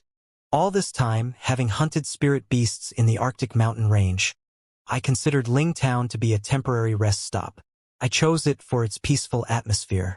After the Feng family came, they disrupted the peace and quiet, and it has affected my cultivation somewhat. Furthermore, I feel that the scenery here isn't too bad, and it's quiet as well. If it's just the two of us cultivating here alone, I think it would be more comfortable. What do you think, Ting Ting?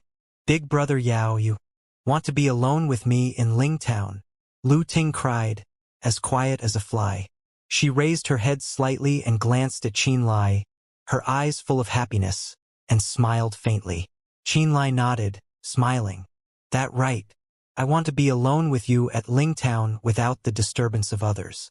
Furthermore, that Wei Li and Feng Yi, the way they look at me is always full of hostility. This makes me very uncomfortable." "I understand."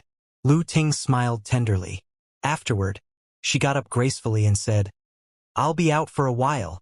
Under Qin Lai's gaze of encouragement, Lu Ting walked out arrogantly. At this moment, the Feng family clansmen had not yet left for Herb Mountain. Wei Li and the youths from Nebula Pavilion were all waiting impatiently as well. "Feng Yi, Uncle Feng too?" Lu Ting looked at the people from the Feng family and waved, signaling them to come over. Feng Bin and Feng Yi, who was forcing a smile, arrived beside Lu Ting. Feng Yi asked, "Ting Ting, what's the matter?" "Ting Ting?" Lu Ting groaned softly in her heart. She didn't know why, but after Qin Lai started calling her Ting Ting, hearing Feng Yi call her in the same way made her feel kind of uncomfortable. "Our relationship isn't that intimate, Feng Yi. In the future, it would be better for you to call me Miss Lu," Lu Ting said coldly. Since it was already forcing a smile, Feng Yi's face immediately froze. A ray of extreme anger flashed through his eyes. Qin Lai leaned against a window, half of his face visible, and witnessed this scene in a casual manner. Upon hearing those words from Lu Ting, he was also somewhat stunned. He couldn't help but shake his head and laugh in spite of himself. The straightforward arrogance of Lu Ting never ceased to amaze him. He realized that Lu Ting didn't spare a thought for the feelings of others. She had unexpectedly swept away the honor of Feng Yi in front of so many Feng family clansmen. Interesting. Heh. This is so interesting. Seeing Feng Yi's nearly deformed face, Qin Lai felt delighted on the inside. This felt much better than killing Feng Yi directly. Actually, Feng Town has already been destroyed. It shouldn't take you too long to rebuild it. I think that, regarding the Feng family, Feng Town is much more suitable, making you feel at home. Additionally, it would make you people feel happier and more comfortable. It was as though Lu Ting hadn't noticed Feng Yi's change in expression. She lifted her head arrogantly and selfishly said, "After mining Herb Mountain for such a long time and not finding anything, I believe the rumors were false. There aren't any ores or other materials in Herb Mountain at all." The faces of Feng Bin, Feng Yi, and the Feng family clansmen became ashen. They quietly listened to what Lu Ting said, wanting to know her true motives. "I'll go back and talk to my father. It would be better if the Feng family returned to Feng Town and lived there. How does that sound? This Ling Town, it can continue to be left empty for now." Lu Ting finally said her motives. At that moment, Feng Yi could no longer maintain his false smile. With a gloomy expression, he said in an ice-cold voice, "Miss Lu, it was you who came to Ling Town and let us occupy it. We arrived here after a long, difficult journey, dragging our families here precisely because we wanted to live here immediately. We didn't bring any tools or materials to rebuild Feng Town. What you are saying now, wanting to chase us out of Ling Town and back to Feng Town to rebuild, isn't this a little inappropriate? Mining Herb Mountain was also your suggestion. After seeing that we are about to enter the belly of the mountain, you want us to stop with just a word. What you do mean by that?" Feng Bin had always been good at enduring, but he could no longer control his anger. "Miss Lu, allowing so many people of the Feng family to come here. Could it be that you are just playing us? I have never seen someone like this. F***CK. She's practically turning against us." Many of the Feng family clansmen were also cursing under their breaths. They glared at Lu Ting, their eyes full of righteous indignation. Many bad-tempered martial practitioners even started to gather around Lu Ting, suddenly encircling her with hostile expressions. After all, these people belonged to Shattered Ice Manor. Even though Lu Ting was the daughter of Lu Yuntao, her authority still wasn't enough for her to do whatever she wanted in front of them. "What do you people want?" Watching the Feng family clansmen surround her and Feng Bing and Feng Yi surprisingly not lending a hand to prevent them from doing so, Lu Ting started to panic slightly. Feng Bin and Feng Yi were always extremely humble and flattering. As a result, from the bottom of her heart, the people of the Feng family were beneath her notice. She hadn't expected that the Feng family would disregard her orders and treat her like this. "Feng Yi, calm down." Wei Li stood up with a crowd of martial practitioners from Nebula Pavilion. They formed a circle with Lu Ting in the middle and confronted the Feng family clansmen. "Wei Li, don't you see that the mind of your Miss Lu has already been possessed by a demon?" Feng Yi sneered with confidence that came out of nowhere, his face trembling. "Ling Town and Herb Mountain belong to Nebula Pavilion. Even if Sister Ting goes back on her word, your Feng family must not act recklessly," Wei Li said coldly. "All these years, Shattered Ice Manor and Nebula Pavilion have always had a peaceful relationship. I hope that you do not act impulsively. If Sister Ting is hurt, even the disciplinary master of Shattered Ice Manor might not be able to save the Feng family. Miss Lu is the one that has oppressed us." Feng Bin snorted coldly. "Feng Yi, Feng Bing. How dare you allow the people of your Feng family surround me? You guys simply have no idea of death." After seeing Wei Li and the others come to protect her, she became bolder. She pointed at the father and son duo and the Feng family, shouting harshly, "I am not prepared to let this matter go. Let me tell you people, don't even think about taking back the Feng Town you were originally from, not to mention Ling Town and Herb Mountain. Ungrateful wretches.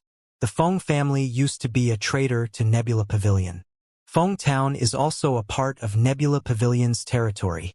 If I refuse to allow it and you still have the audacity to rebuild, Nebula Pavilion will once again destroy your foundations. After being humiliated and angered, Lu Ting reopened a scar of the Feng family, bringing up the matter of them betraying Nebula Pavilion. Lowly bitch! Feng Yi started shouting as well, using his remaining fingers to point at Lu Ting. The anger which Feng Yi had been suppressing finally erupted. You bitch! Just because some guy of unknown origin appeared, not only have you unilaterally broken the agreement with us, the Feng family, you have even brazenly associated with him every day. Does someone like you, Nebula Pavilion's miss, have no shame? Feng Yi, you worthless invalid missing an arm. I'll kill you! Lu Ting screamed. Worthless invalid? You called my son a worthless invalid? Little bitch, you really think that? Just because you are the daughter of Lu Yun Tao? I don't dare to touch you. Feng Bin became furious. Each side stared in mutual hostility. It seemed as if a frantic fight would break out at any moment. Qin Lai saw that, with just his words, the situation had developed to a frightening degree. He laughed in his heart and was prepared to come out and support Lu Ting's side to bloodily suppress the troublesome Feng family. At that moment, he felt two powerhouses enter Ling Town from the outside. Looking from the window, he faced the town's entrance. Qin Lai began to sneer involuntarily. It turns out that they were collaborating with Dark Azura Hall. No wonder this Feng family father-son duo suddenly had confidence. Dark Azura Hall's first hall master and second hall master, Yuan Tianya and Chao Xuanrui respectively, were buried at Armament Sect. Not long after the death of the two Xianxia sat on the second hall master's throne with the Song family's assistance. Meanwhile, the former third hall master, Han Pu, replaced Yuan Tianya and became the new first hall master, wielding incredible authority. It was rumored that Han Pu's supporter was Profound Heaven Alliance's Nye family. After the death of Yuan Tianya's, the current Shattered Ice Manor and Nebula Pavilion quickly sought connections with First Hall Master Han Pu. Feng Yi had a great mind, and he had long ago improved his relationship with Han Pu on Shattered Ice Manor's behalf by bribing the people around the First Hall Master with some of the rare spirit materials within Shattered Ice Manor's domain. Feng Yi was originally going to use the fiery solar jade at Celestial Wolf Mountain to please Lu Ting. This was the only reason he had told her about the secret. Yet, ever since that Yao Tian popped up out of nowhere, Lu Ting's attitude toward him had undergone a huge change. She was already forgetting his existence. This caused Feng Yi to feel both jealous and angry. Therefore, he no longer wanted Lu Ting to interfere with the mining of the fiery solar jade at Celestial Wolf Mountain. The two Manifestation Realm martial practitioners walking over from the town entrance were both from Dark Azura Hall. They were the two generals beneath Hall Master Han Pu called Gua'ing and Guahao. They were both brothers that had received many benefits from Feng Yi in the past. Since Feng Yi had messaged Gua'ing and Guahao about the existence of fiery solar jade at Celestial Wolf Mountain, he managed to invite them here. Big brother Gua. Second brother Gua. The moment he saw the two brothers, Feng Yi cried out to them fondly and waved to them over and over. Gua'ing and Guahao were all smiles along the way, seeming to not notice how tense the current situation was. Upon arrival, they looked at Feng Yi out of the corners of their eyes as Gua'ing said, "You said that there is fiery solar jade in Celestial Wolf Mountain. If you dare lie to us, do not blame us for being unkind." The two brothers came alone in order to take the fiery solar jade mine for themselves and the Feng family. They did not notify Dark Azura Hall about this matter. How would I dare lie to my two brothers? Feng Yi nodded and clasped his fists together with a humble look. He slapped his chest and promised, "The fiery solar jade is in Celestial Wolf Mountain. I've mined them before, and we can begin again at any time." "What's all this?" Gua'ing asked as if he had just noticed the situation. He looked at Nebula Pavilion's group, then at Feng Yi's clansmen before he began to frown and scold. Hey, both Shattered Ice Manor and Nebula Pavilion are supposed to work under the First Hall Master. Unity is of the utmost importance. Just what are you guys doing? When Lu Ting saw that the two newcomers were martial practitioners from Dark Azura Hall, that they were Guiying and Guahao who often came to Ice Stone City, and that Feng Yi appeared very familiar with them, she instantly became confused. Wei Li and the others all bowed and saluted when they saw that the newcomers were from Dark Azura Hall. Nebula Pavilion and Shattered Ice Manor were both vassal forces of Dark Azura Hall. Any martial practitioner who was from Dark Azura Hall would have a higher status than theirs. This was especially the case since the brothers, Guiying and Guahao, often came to Ice Stone City representing Han Pu. One of them was in the middle stage of the manifestation realm and the other in the late stage of the manifestation realm. They had no choice but to treat them with care. There's a person called Yao Tian who came to Ling Town a few days ago. He says that he is from overseas and was journeying through the Arctic mountain range. Feng Yi's hateful and venomous eyes glanced at Qin Lai's position from afar. Coincidentally, Qin Lai had just poked his head out of the window and locked eyes with him. Qin Lai's expression was calm and collected. He walked right out of the house and calmly leaned against the door, even smiling at Feng Yi slightly. Feng Yi had the feeling that he was being looked down upon. His expression was cold, and as if his aura had abruptly surged with the arrival of the Guo brothers. He pointed a finger at Qin Lai and exclaimed in a low tone, "That's him!" Following his finger, Guahao and Guiying both frowned and looked at Qin Lai.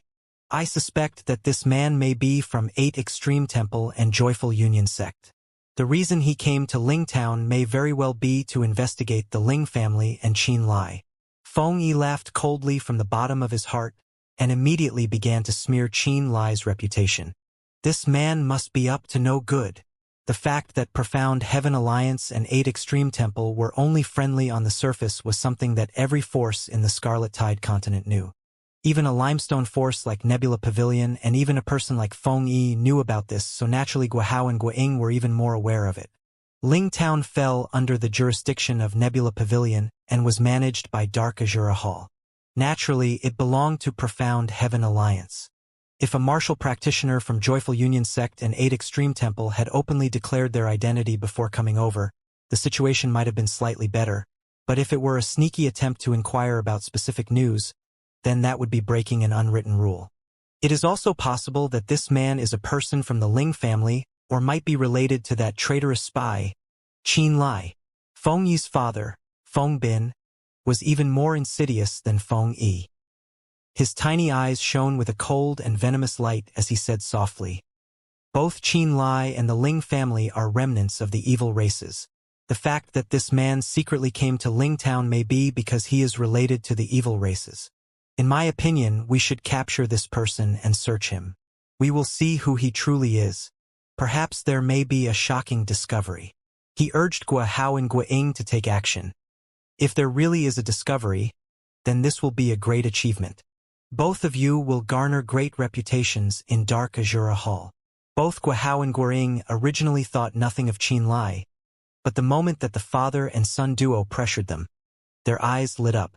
It was obvious that they were moved by their words. Off to the side, Qin Lai's expression did not change as he continued to listen with a smile, greatly admiring Feng Yi and Feng Bin's methods. "No wonder the Ling family nearly died by your hands. Truly, you are filled to the brim with insidious tricks." Muttering on the inside, the smile on Qin Lai's face did not fade as he fearlessly walked out into the open. "Are you guys talking about me?" He looked at the crowd mockingly. Big Brother Yao came from overseas, and he was just hunting spirit beasts around the Arctic mountain range to accumulate experience as a manifestation realm martial practitioner. How could he possibly have any relations with the Ling family and that traitor Qin Lai? Without waiting for Qin Lai to explain himself, Lu Ting jumped out immediately with glaring eyes. Staring at Feng Yi, she yelled, "Feng Yi, don't you dare slander without reason. That's what he told you, sure. You may believe it, but we don't." Feng Yi smiled coldly and turned his head toward the brothers, saying, "My 2 brothers, this person's background is unknown and should be investigated thoroughly. What do you think? I see what you are now, Feng Yi. You despicable little man. You are unable to woo me, so you're purposely attacking Big Brother Yao, aren't you?" Lu Ting yelled loudly. Guahao frowned and waved his hands, gesturing for both Feng Yi and Lu Ting to shut up. Guahao came from Dark Azura Hall, and he often appeared at Ice Stone City. He was always accompanied by the big shots of Shattered Ice Manor and Nebula Pavilion, which was why he possessed a certain level of intimidation in front of the martial practitioners of Limestone forces. Seeing that Guo Hao was unhappy, Lu Ting had no choice but to keep quiet. She stared worriedly at Qin Lai, afraid that he would suffer by their hands. "Brother Yao, you said that you came from overseas. Which continent do you come from? Which force do you belong to?" Guo Hao demanded in an interrogative tone. Qin Lai smiled calmly and looked at the two brothers arrogantly, saying, "Who are you two supposed to be? You think you're qualified to know where I come from?" Since he had already confirmed that there was a teleportation formation inside Herb Mountain, his business on this trip was already finished. Right now, the issue of highest priority was kicking the Feng family out of Lingtown, preferably for good so that the secrets inside Herb Mountain would be preserved indefinitely. Therefore, Qin Lai couldn't wait to make this trivial mess as big as it could get so he would have an excuse to kill someone. His tone obviously wouldn't be polite. "This is Lingtown, the domain of our Dark Azura Hall, and we are the martial practitioners of Dark Azura Hall." Guo Hao identified the identity of his superiors before snorting coldly. "You are in this land, so you are in the domain of Dark Azura Hall. You tell us whether or not we have the qualifications to interrogate you about your origins." "You do not." Qin Lai's expression was relaxed and filled with arrogance. Without waiting for permission, he walked until he was beside Lu Ting before saying softly, "This is nothing. Let's not waste time with these people and continue to talk inside the house." He was intentionally enraging the other party. "Be Big Brother Yao?" Lu Ting looked worried, thinking of persuading him to cooperate, but was afraid that she would make him angry. "Don't worry. These small fries are nothing in my eyes," Qin Lai said coldly. While speaking, he openly grabbed Lu Ting's small hand and looked like he would forcefully drag her into the house. He truly treated the brothers Guo Hao and Guo Ying like air. "My two brothers, this man truly does not know right from wrong. What do you think?" Feng Yi continued to fan the flames. Slap! He had just finished speaking when a loud slap rang out. Then Feng Yi flew a dozen of meters into the air. He was slapped right off of his feet by Qin Lai. Boom! After landing on the ground, one half of Feng Yi's face was completely swollen. His eyes, his nose, and the corner of his mouth were filled with blood. He looked absolutely terrible. "You say I do not know right from wrong? And who the mother*** king shit do you think you are?" Qin Lai's even swore with a cold expression after beating someone. "Yao Tian, how dare you act villainously in Dark Azura Hall's domain? Dark Azura Hall will never let you go free." Feng Yi clutched his face and yelled harshly at Qin Lai, his gaze venomous. "Ho? You think you can talk just because you have a backer to straighten your spine?" Qin Lai let go of Lu Ting's hand and, like lightning, instantly arrived beside Feng Yi once again. Before the crowd could react, he stomped his foot right onto Feng Yi's face. A single stomp was all it took to draw blood from Feng Yi's handsome face once more. Mingled in blood and snot, Feng Yi looked remarkably savage and ugly. The hatred in his eyes grew even more as he stared straight at Qin Lai and stood up madly. "I'll kill you. Like hell you will." Qin Lai stomped down yet again, and the instant he raised his foot, the tip abruptly shone with a ring of brown-yellow light. Boom! He stepped right onto Feng Yi's chest, and the sound of shattered bones resounded clearly. Feng Yi spat out huge mouthfuls of dark blood. They spilled out of his mouth uncontrollably as the hatred in his eyes disintegrated with a single stomp. Ear! It was only now that Feng Bin had come to his senses, charging madly at Qin Lai while yelling loudly, "Kill him! Kill him!" At this instant, every Feng family clansman cried out threateningly, and under Feng Bin's leadership, charged Qin Lai, fools rushing to their deaths. Qin Lai did not even look at Feng Yi behind him after turning around. Suddenly the layer of bright yellow rings surrounding his body was unleashed. Circular bursts of yellow spirit energy shot out from between Qin Lai's hands, descending directly to the center of the charging Feng family clansmen. In an instant, as if they were being run over by tanks, the Feng family clansmen cried and screamed as their bones were shattered by the yellow rings. The force of the earth was famed for its weight, density, and absolute power. The yellow rings contained the powerful energy of the earth, and this tremendous impact wasn't something a natal opening realm martial practitioner could endure. Furthermore, many of these Feng family clansmen had yet to even enter the natal opening realm. This man is too savage. At this point, Guahao was angered by Qin Lai's arrogance and lawlessness.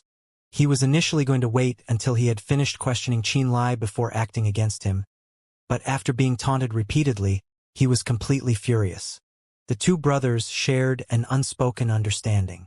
After looking each other in the eye, they angrily roared and attacked. Guahao and Guaying. One was in the late stage of the manifestation realm and the other was in the middle stage of the manifestation realm. The brothers had fought alongside each other for many years, and their teamwork was impeccable. A green-colored spirit light filled with a sylvan aura was thrown out from between Guahao's hands. The emerald green light suddenly split into many pieces in midair. At first glance, the spirit light resembled flying tree leaves. They were green and tender, giving off the feeling of being buried amid countless falling leaves. Qin Lai, who was destroying the Feng family clansmen, lifted his head and observed the green leaves falling toward him. He smiled disdainfully and shook his head, saying, "Is that all that a dark Azura Hall martial practitioner has?" Suddenly, a distorted gravity field erupted out from Qin Lai. Distinct layers of bizarre, bright yellow ripples were in the air, and those ripples were caused by an increase in gravity. Narrowing his eyes, Qin Lai channeled the power of geocentric magnetism and instantly felt a comforting suction force from the earth beneath his feet. He knew that it was the power of gravity. Traces of earthly energy flowed through his legs and connected with the gravity as if they had formed a strange connection. When the gravity changed abruptly, he could clearly sense the weight of Guahao and Guaying through the faint vibrations beneath his feet. He could feel the strength of their every step on the ground. The power of the earth. Gravity! Guahao and Guaying softly exclaimed at the same time. The jade-green leaves flying through the air suddenly fell into disorder due to the gravity field. They were originally about to fly toward Qin Lai and bury him. The tree leaves, which were supposed to make Qin Lai helpless, suddenly became uncontrollable as if they were blown apart by a terrifying wind, scattering in every direction. Many Feng family clansmen suffered from the attack. Their bones were smashed to smithereens by Qin Lai's gravity. Then Guahao's with spirit energy descended upon them and elicited a cacophony of terrible screams. Qin Lai noticed that the spirit energy that resembled tree leaves was filled with a sylvan aura, but they contained a most bizarre form of harm. The moment that the tree leaves landed on a person's body, they would actually destroy their life energy. The Feng family clansmen were already dispirited. When the green leaves fell on them, they immediately became sluggish, as if their very life force had instantly been sucked from their bodies. The green leaves, on the other hand, grew increasingly defined. They remained condensed and actually didn't dissipate. Shock appeared in Qin Lai's eyes. The wood attribute spirit energy had an unimaginable connection with the energy of life. A forest full of life and lush, ancient trees was often filled with the immense energy of life. However, while the wood spirit art cultivated by Guahao might contain a surge of life energy, when it truly landed on a person's body, it actually destroyed their life energy instead. It was an incredibly vicious attack. The energy of life was the essence of a martial practitioner's mortal body. It was even more profound and mysterious than spirit energy. When a martial practitioner's life energy was depleted, they too will have reached the end of their life. A normal person would slowly grow old and die even if they had never experienced any sickness. This was because their life energy would slowly fade over time and decrease bit by bit. When their life energy was depleted, they would die from old age. An ancient tree would not live forever. It would also wilt and die of old age just the same. This was all because of the slow exhaustion of one's life energy. A martial practitioner who cultivated spirit energy and tempered their bodies would strengthen their own life energy, which was why their lives were much longer than the average person's. Yet even the most powerful martial practitioner would approach the end of their life, their body decaying if the life energy in their body was exhausted. This Guahao obviously cultivated a wood spirit art, but he was somehow able to directly drain another person's life energy with his spirit skill, which ended up greatly surprising Qin Lai. Seeing the Feng family clansmen becoming sluggish at a tremendous rate after being touched by the jade green tree leaves, Qin Lai grew wary in his heart. At first glance, it was as though Qin Lai wore thick, yellow-brown clothing that entirely covered his body. This man is kind of difficult to deal with, Guahao snorted. Just as he finished speaking, Guiying gripped a bright silver sword and injected spirit energy into it. Inside the blade, tiny dots glittered like stars, and as they were activated by his spirit energy, they flew out like fireflies and rushed toward Qin Lai as if they had a life of their own. Blood boa insects. Big Brother Yao. Those are blood boa insects that live by consuming human blood. Lu Ting suddenly cried out. Lowly bitch. I'll kill you if you dare utter another word. Guiying glared hatefully at Lu Ting. After the tiny dots of light flew out, they swiftly became the color of fresh blood. When they flew toward Qin Lai, he could actually smell the thick stench of blood on them. Blood boa insects, a poisonous insect that is bred from human blood. Heh! Interesting. Qin Lai praised while looking calm and collected. When the crimson insects were about to reach him, he suddenly channeled his blood spirit art. Qin Lai had shared minds and thoughts with Xueli before, and he had learned quite a few skills and secrets of Blood Fiend sect from Xueli. The disciples of Blood Fiend sect were quite capable in raising poisonous insects like blood boa insects. They also possessed great knowledge of blood boa insects. Smiling eerily, Qin Lai bit his finger and sucked a little bit of blood out. Then he spat it into the air. The moment his blood was sprayed into the air, all of the blood boa insects began consuming it as though they'd seen the most delicious food in the world. All of the blood boa insects actually began to kill each other madly, gathering into one bunch, howling, and scrambling for Qin Lai's fresh blood. Guiying revealed an expression of great surprise. He had never seen the blood boa insects become this frenzied before. He realized that the blood boa insects were acting like they had gone crazy and did not follow his orders to kill Qin Lai. From this, Guiying started to look a bit worried and anxious. Guahao's expression also paled, and when he saw the severe look in Qin Lai's eyes, he thought, this is bad. At the same time, Qin Lai strode toward Guahao and Guiying with wide steps while gathering the power of the blood in his body and channeling the power of earth. Croc! While he strode forward, Qin Lai did not forget to step on the Feng family clansmen. The bones of every person he stepped on immediately exploded, and they died horribly. Amid the Feng family's terrible screams, Qin Lai arrived in front of Guahao. After letting out a grin, he punched right at Guahao's face. Bright yellow light began to condense around Qin Lai's fist. It seemed as if that light could attract gravity and distort magnetism. It was incredibly bizarre. Seeing the fist that was growing in front of his eyes, Guahao was about to dodge out of the way when his head suddenly felt heavy and his feet felt light. His body lost control of its balance. Bang! The bright yellow fist, carrying the toughness and weight of the earth, swung directly at Guahao's face. His face instantly bloomed with blood. His vision blurred immediately, and while he stumbled backwards in retreat, his legs sometimes felt light and sometimes felt heavy. The gravity around him was changing constantly. You dare! Guiying lifted his sword and charged at Qin Lai as well. However, the moment he neared Qin Lai, Guiying also began to trip over himself as if he were drunk from alcohol. He couldn't even stand properly. He shuddered as he now realized that Qin Lai's grasp of the power of earth was extremely scary. He was actually capable of continuously changing the surrounding gravity while attacking. As the caster, Qin Lai was completely unaffected, but everyone else was unable to adapt to the changing gravity field as their own footsteps became chaotic, leaving them in a passive state. Seeing that the Guo brothers were not even able to stand straight, Qin Lai gave no quarter and blasted the hell out of the duo. Lu Ting panicked and said hurriedly, Big Brother Yao, they are martial practitioners from Dark Azura Hall. You mustn't act recklessly. Wei Li and the others hurriedly moved away from the Feng family clansmen. Guahao and Guiying worried that they would be involved in it. Kid, Dark Azura Hall will not forgive you. We brothers will also never forgive you.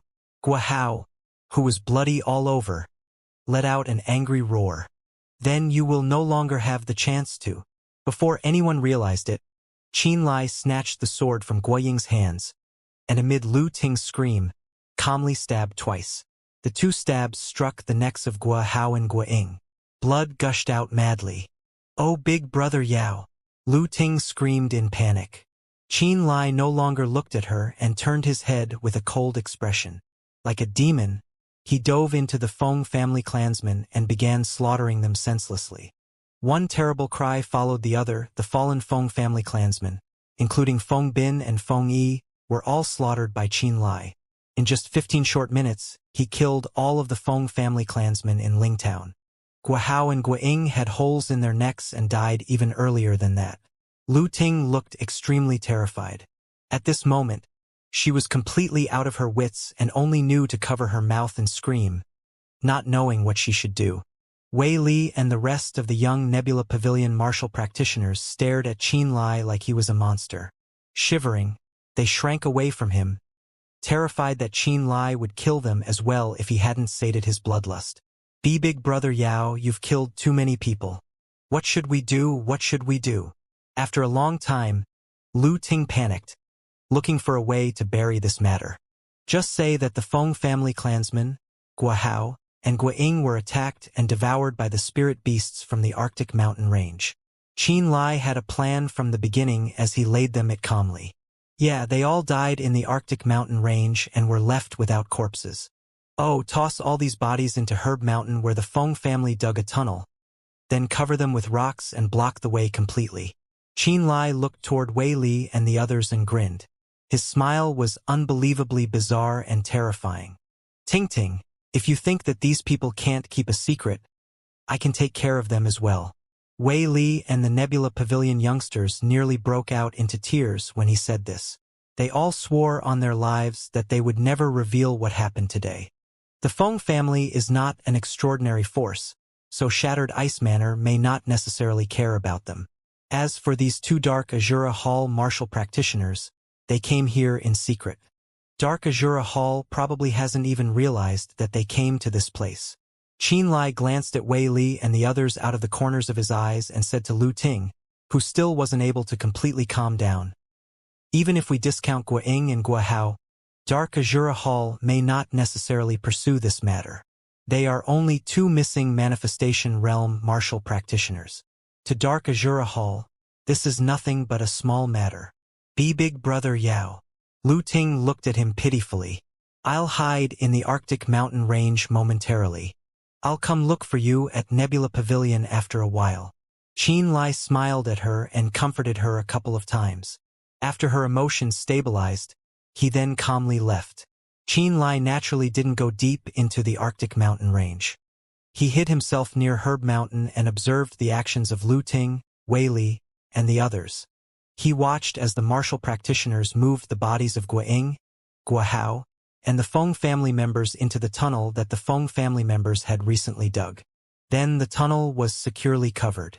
Qin Lai believed that Lu Ting would deliberately conceal these corpses in order to prevent other people from finding them. To prevent the corpses of the Feng family members from being exposed, she would not allow other people to dig at Herb Mountain. He observed from the shadows and found that Lu Ting was sternly ordering Wei Li and the others to guard the secret. She clearly prepared to conceal today's events as much as possible. He did not have to guard the secret inside of Herb Mountain forever. After this, when the clansmen of the Horned Demon race were able to return to the Nether Continent through the spatial teleportation formation, there would be no problem in having the secret of Herb Mountain become known. So Qin Lai only needed to keep people from discovering the secret inside Herb Mountain while he accomplished his goal. Lu Ting and the young martial practitioners of Nebula Pavilion cleaned up the matters surrounding Lingtown and did not continue to stay. They quickly chose to leave. Qin Lai was not in a hurry to leave. Using the Eye of Frost, he directly traveled to the frozen world underneath the Arctic mountain range from Lingtown. At this time, he was sitting atop the enormous body of the giant spirit race's Mangwang that was sealed in ice. He appeared on top of the glacier with a flash. Mang Wang's soul, which formed a thunder python, also appeared. I helped you restrain those people in that poisonous bog. After that, I fell into the Arctic mountain range and came here from underground. Mang Wang's soul essence flashed with electricity in front of Qin Lai. He said, I hope that you will fulfill your oath and one day release my people from the Frost Seal. I promise that my race will not destroy the Scarlet Tide continent. Once released, we will leave as soon as we are able. Mang Wang knew what Qin Lai was worried about, so he carefully expressed his attitude and said that they would not stay in the Scarlet Tide continent for long. The Ice Emperor had sealed the giant spirit race and frozen them in ice to imprison them in the depths of the Arctic mountain range. It had been far too long since this event.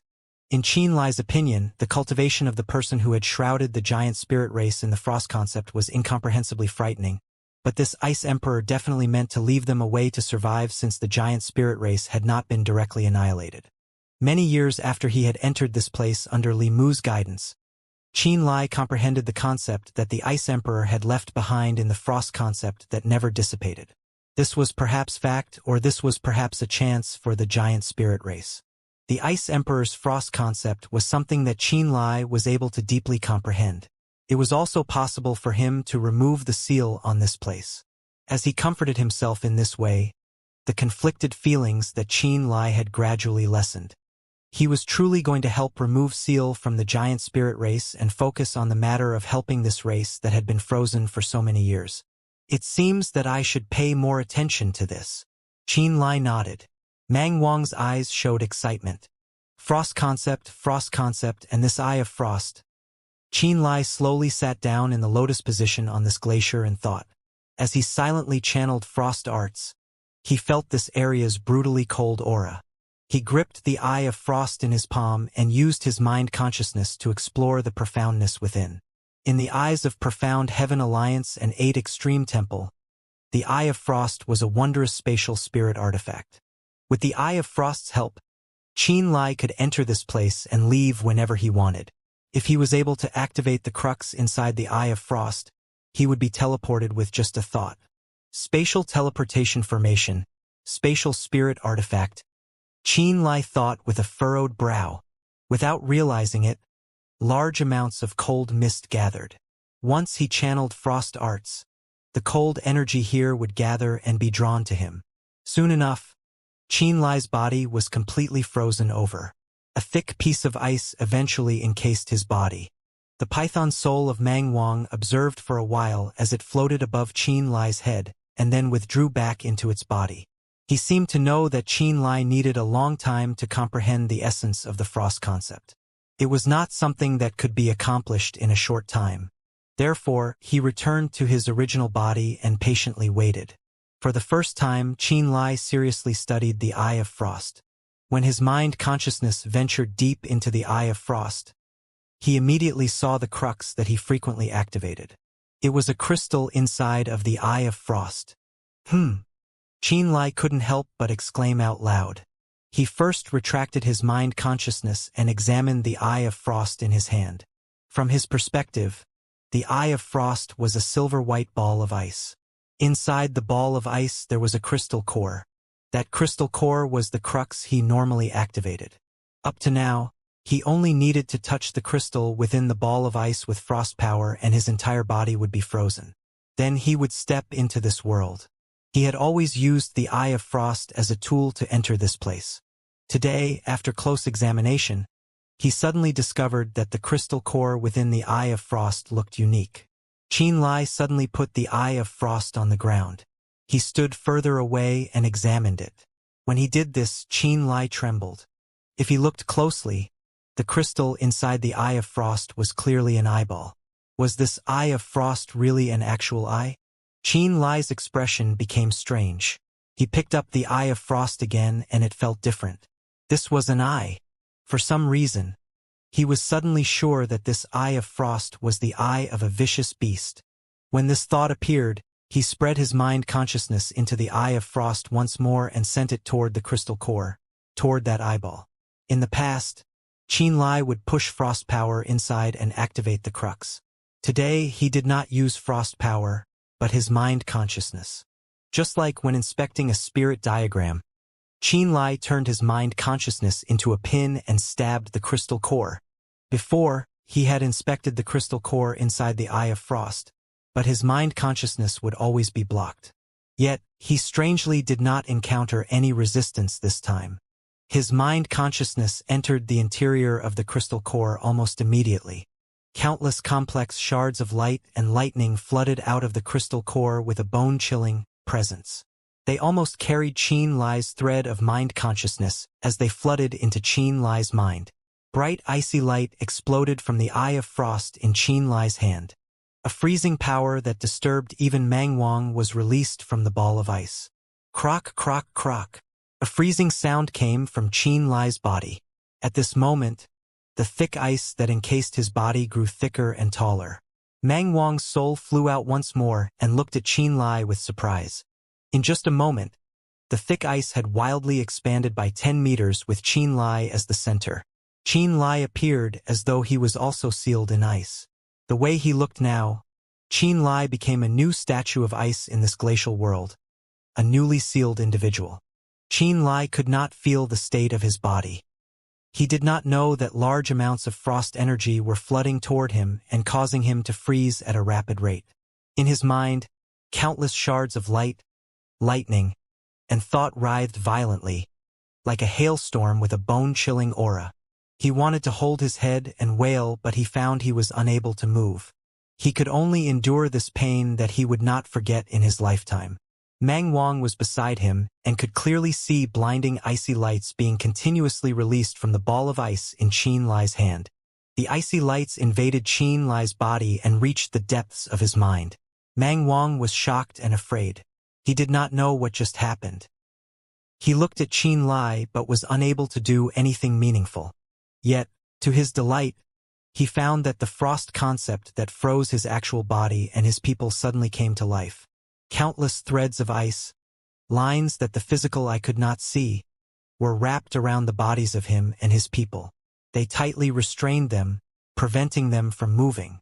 At this moment, these icy lines on their bodies moved strangely. Mang Wang immediately understood that these ice threads were affected by the change in the ball of ice within Qin Lai's hands. A strong hope for being freed welled up in the shocked Mang Wang. He hoped that his people would be released and be able to see the light of day once more. Yet, when he was preparing to work with Qin Lai and fight with all his strength, he realized that the ball of ice stopped releasing icy light. Then Qin Lai's expression slowly transitioned from one of pain to one of calm. What Mang Wang did not know at this time was that a bright, wondrous spectacle had appeared in Qin Lai's mind. The shards of light, lightning, and thought and the soul threads that flew out of the Eye of Frost rushed through Qin Lai's mind like a gust of wind, painfully damaging his soul. Then, these strange powers gathered together and built up in his mind to form a spectacle that astounded him. A little world of frost that was shrunk by thousands of times. Glaciers appeared in his mind, thousands of times smaller than their actual size. There were 38 ancient beasts inside 38 glaciers. Each beast was clear and transparent, their bodies covered in shining threads of ice. Soul projection? After the pain disappeared, Qin Lai couldn't help but think this as he examined the fantastical scene within his mind. What appeared in his mind was the world that he was currently in. The glaciers and the beasts in the glaciers appeared exactly as they were. Is all of this an illusion? Thinking this, he tried to pluck at the threads of ice that were restraining Mang Wang using his soul consciousness. Wondrously, he managed to pull a long, tender thread of ice in his mind away from Mang Wang's body. Ah! In the outside world, Qin Lai clearly heard Mang Wang's shout of joy. A part of the frost seal on my body has been broken. Opening his eyes, Qin Lai looked at Mang Wang and then at the glacier beneath him. In the transparent glacier beneath Qin Lai's body, a translucent icy light moved out from inside the glacier. Mang Wang's soul, in the form of a python, writhed violently. He was extremely excited. It was as if he had finally seen the opportunity to break free from his restraints. Qin Lai only took one glance before he trembled in understanding. Just as his mind trembled, The scene inside his mind turned into a stream of light and moved back into the Eye of Frost. The wondrous scene that had appeared in his mind immediately disappeared, as though it was a mirage that had been dissipated by the wind. He looked down in shock. It might have been because of this that the icy light, which had strangely emerged from the inside of the glacier, quickly moved back. It withdrew back into Mang Wang's enormous body and continued to restrain it. Mang Wang's hope, which had just risen, fell. How could this be? Why is it like this? Mang Wang was bewildered. Qin Lai now understood everything. The Eye of Frost wasn't just a tool to enter and leave this place. It was the crux that controlled everything here.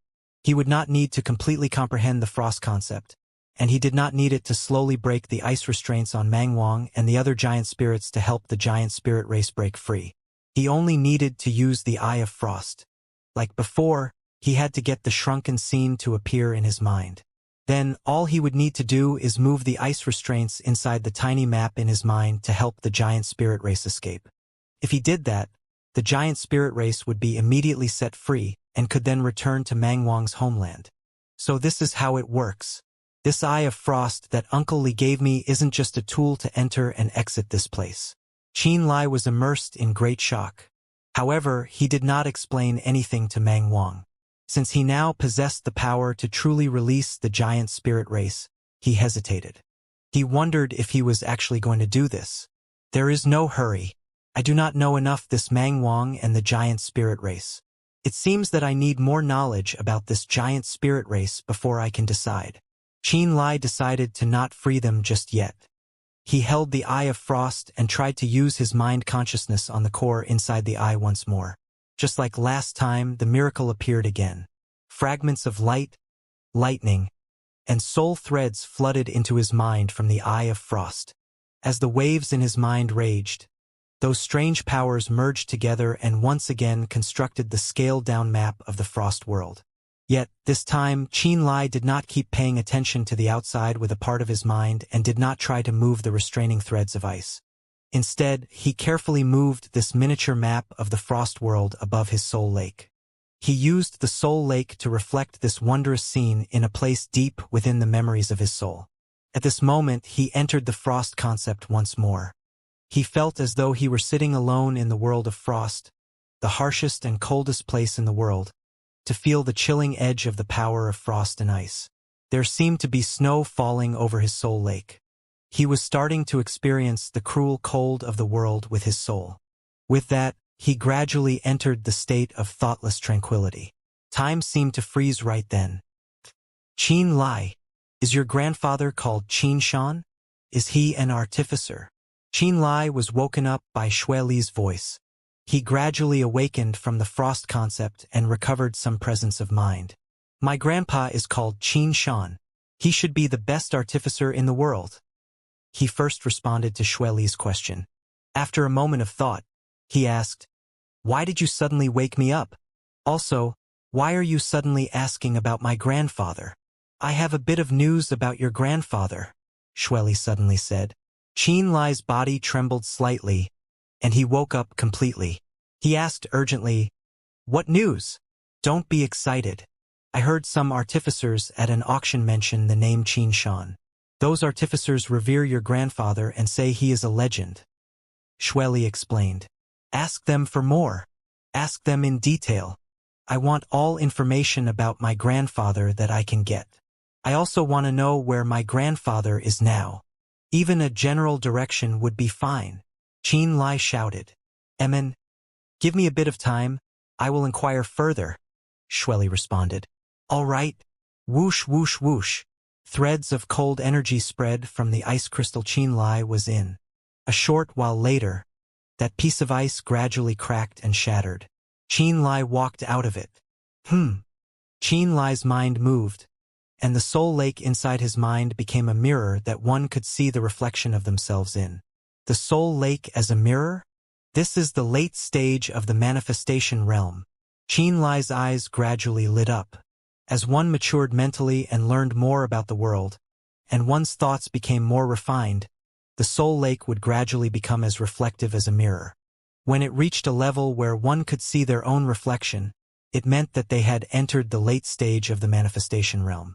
Examining the soul lake within his mind, he released a wisp of mind consciousness. He found that there seemed to be a flash in the middle of the soul lake. A wisp of Qianlai's mind consciousness immediately flew out from between his eyes. It was very strong and entered the glacier under him to probe Mang Wang's body within the ice. A vast, overbearing physical aura suddenly reflected in his soul lake through this wisp. It was the enormous aura of Mang Wang's true body. Qianlai suddenly discovered that his current mind consciousness was extremely sensitive. It could detect the terrifying presence of living beings from even the slightest of details. You seem to have increased in cultivation realms. Mang Wang's lightning soul suddenly appeared in front of him with a crack. Before you entered meditation, I found that the ice restraints on my true body seemed to loosen slightly. Was it you who did that? He asked, staring at Qianlai. I'm not very sure. Qianlai's tone was calm. I have recently been immersed in comprehending the frost concept in the hopes of helping the giant spirit race break free as soon as possible. When I cultivate, I sometimes forget everything else. I do not observe the surroundings carefully and do not know what happened. Mang Wang did not suspect him. He was silent for a moment before he said gently, I truly hope that you can help free us as soon as possible. We have already stayed in this ghastly place for far too long. I will do my best. Nodding, Qianlai took out the Eye of Frost and used frost power to activate it. In the next moment, he appeared in Ling Town, in the little house he had once cultivated in. The Eye of Frost really is wondrous. It contains such stunning secrets. Qianlai praised, staring at the ball of ice in his hand. He thought for a bit before deciding to meet up with Ku Luo. After altering the fox skin mask slightly, Qianlai changed his face into a new one and decided to leave Ling Town for Armament City. Yet, as he left the gates of the town, he heard a strange cry in the air. Raising his head, he saw the flowing cloud rainbow butterfly land right at the gates to Ling Town. The owner, Song Tingyu, was dressed in rainbow clothing that was covered in beautiful crystal jewelry. She sat high up on the rainbow butterfly and was looking at Qianlai with a smile. I've been searching for you for a few days. I hadn't expected you to be at Ling Town. Did you suddenly pop out? Your profound Heaven Alliance has reached an agreement? Seeing her arrival, Qianlai quickly realized her goal. Profound Heaven Alliance is really brave, actually daring to have secret dealings with evil races. Aren't you afraid that this will be leaked and cause the destruction of Profound Heaven Alliance? My father, Uncle Xie, and Uncle Nia are borderline crazy for 3 profound 9 leaf lotuses. Song Tingyu nodded and seemed to disagree with Profound Heaven Alliance's decision. The people of 8 Extreme Temple and Joyful Union Sect are right under our noses, yet they dare to make a transaction with the Horned Demon race at such a sensitive time. I don't know if they've gone crazy, or if the temptation of the profound 9-leaf lotus is too great. Whatever. Since they have decided, then I can only be the messenger. You were looking for me for a long time? Qianlai asked casually. I went to the border areas of the Horned Demon race and communicated with Ling Yushi. She said that you had not returned. Song Tingyu did not deny it and motioned for Qianlai to come up. Then she said, there was no other way. I came back to Ling Town and searched for you in the surrounding areas. How come you are so sure I was nearby? Qianlai was shocked. Song Tingyu suddenly giggled and looked at him mockingly. Should I call you Qianlai? Or Yao Tian? Qianlai's expression changed. Don't be nervous. I just learned from some Nebula Pavilion martial practitioners that a martial practitioner from overseas called Yao Tian had suddenly appeared in Ling Town a while back. Song Tingyu looked at him with a smile. Then she changed topics, and her eyes were cold as she said, right. How do you feel about lying to a girl? Are you pleased with yourself? Qianlai frowned and went silent. Qianlai did not find it strange that Song Tingyu had seen through his Yao Tian persona. The foxskin mask he wore had come from Song Tingyu after all. However, he hadn't expected that she would also know about how he had played with Lu Ting emotionally. Did you specially investigate me? Qianlai furrowed his brows. You suddenly disappeared for 10 or so days without a word. Since I was anxious to find you, I naturally put in some effort. Song Tingyu sweetly smiled, not denying Qin Lai's accusation. I'm curious about why you would come to Lingtown and create the persona of Yao Tian. Furthermore, why did you go and mess with Lu Ting? I heard that you were once part of Nebula Pavilion. So, were there matters between you and her? Even if there were, you went and messed with her emotionally. Isn't that a little bit too vicious and despicable? Qin Lai sneered and didn't reply. Also, are the deaths of the Feng family clansmen connected to you as well? Song Tingyu's clear, bright eyes deeply observed Qin Lai. You came and found me because of the exchange between Profound Heaven Alliance and the Horn Demon race. Let us only discuss that, Qin Lai said heavily. Does your recent disappearance and your sudden reappearance here in Lingtown have to do with the usage of some kind of spatial spirit artifact? Song Tingyu pried curiously. Qin Lai didn't respond. The flowing cloud rainbow butterfly turned into a rainbow as it flew in the direction of Armament City. On its back, two people sat side by side, facing the incoming wind. Song Tingyu clearly still felt some uncertainty about Qin Lai's sudden disappearance, reappearance, and recent actions in Lingtown as she used various methods to probe him, attempting to find the truth. When she had previously entered Herb Mountain with Qin Lai, she personally saw Qin Lai use the wooden sculpture to receive some kind of message from one of the bizarre octagonal diagrams behind the mountain. At that moment, Song Tingyu already realized that Herb Mountain wasn't as simple as it seemed and guessed that the mountain contained Qin Lai's greatest secret. Currently, when all the martial practitioners of the various forces of the Scarlet Tide continent believed Qin Lai to have defected to the Horn Demon race, while he was facing crisis, Qin Lai had still come to Lingtown by himself. This only caused Song Tingyu's doubts to grow even stronger. The deaths of the Feng family clansmen, the disappearance of two Dark Azura Hall martial practitioners, and the reasons behind the resignation of a group of youths from Nebula Pavilion all made Song Tingyu attentive on the inside. She believed that Qin Lai taking on the persona of Yao Tian and taking action in Lingtown must have some ulterior, personal motives. She hoped to figure out what Qin Lai's true goal was. However, it was extremely clear that Qin Lai didn't want to discuss this matter. It only took about 2 hours to get from Lingtown to Armament City atop the flowing cloud rainbow butterfly. After a period of silence between the two, Song Tingyu rolled her eyes in annoyance and gave up as she broke the silence. Okay, I won't ask you about the matters in Lingtown. The things that you entrusted to me have all been accomplished. Everything you wanted is inside this spatial ring. What? Qin Lai didn't react for a while. The spirit materials. The ones that were to be exchanged for the Terminator Profound bombs? I was able to obtain the Fate crystals, the ethereal jade, and the blood of a scarlet spirit turtle by sending people overseas to buy them. How come you aren't thanking me? Song Tingyu said with a chuckle as she nodded at the ring on her beautiful finger.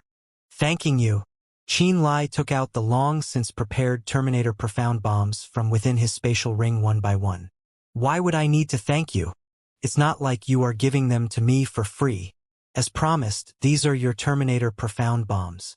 One Terminator Profound bomb after another appeared in Qin Lai's hand with strands of electricity snaking around them as the faint rumbling of thunder emanated from within.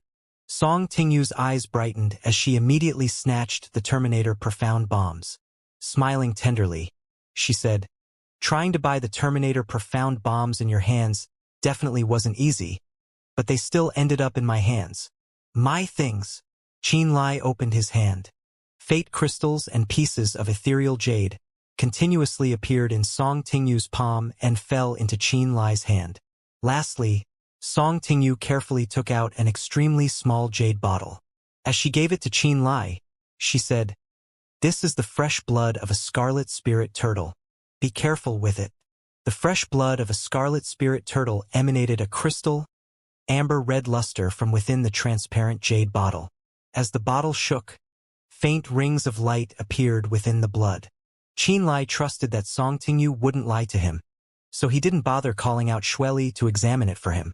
He casually stored the bottle of blood inside of his spatial ring and then changed the topic, saying, "Oh yeah, can your Profound Heaven Alliance obtain spatial spirit stones?" Spatial spirit stones? Those words startled her. What do you need spatial spirit stones for?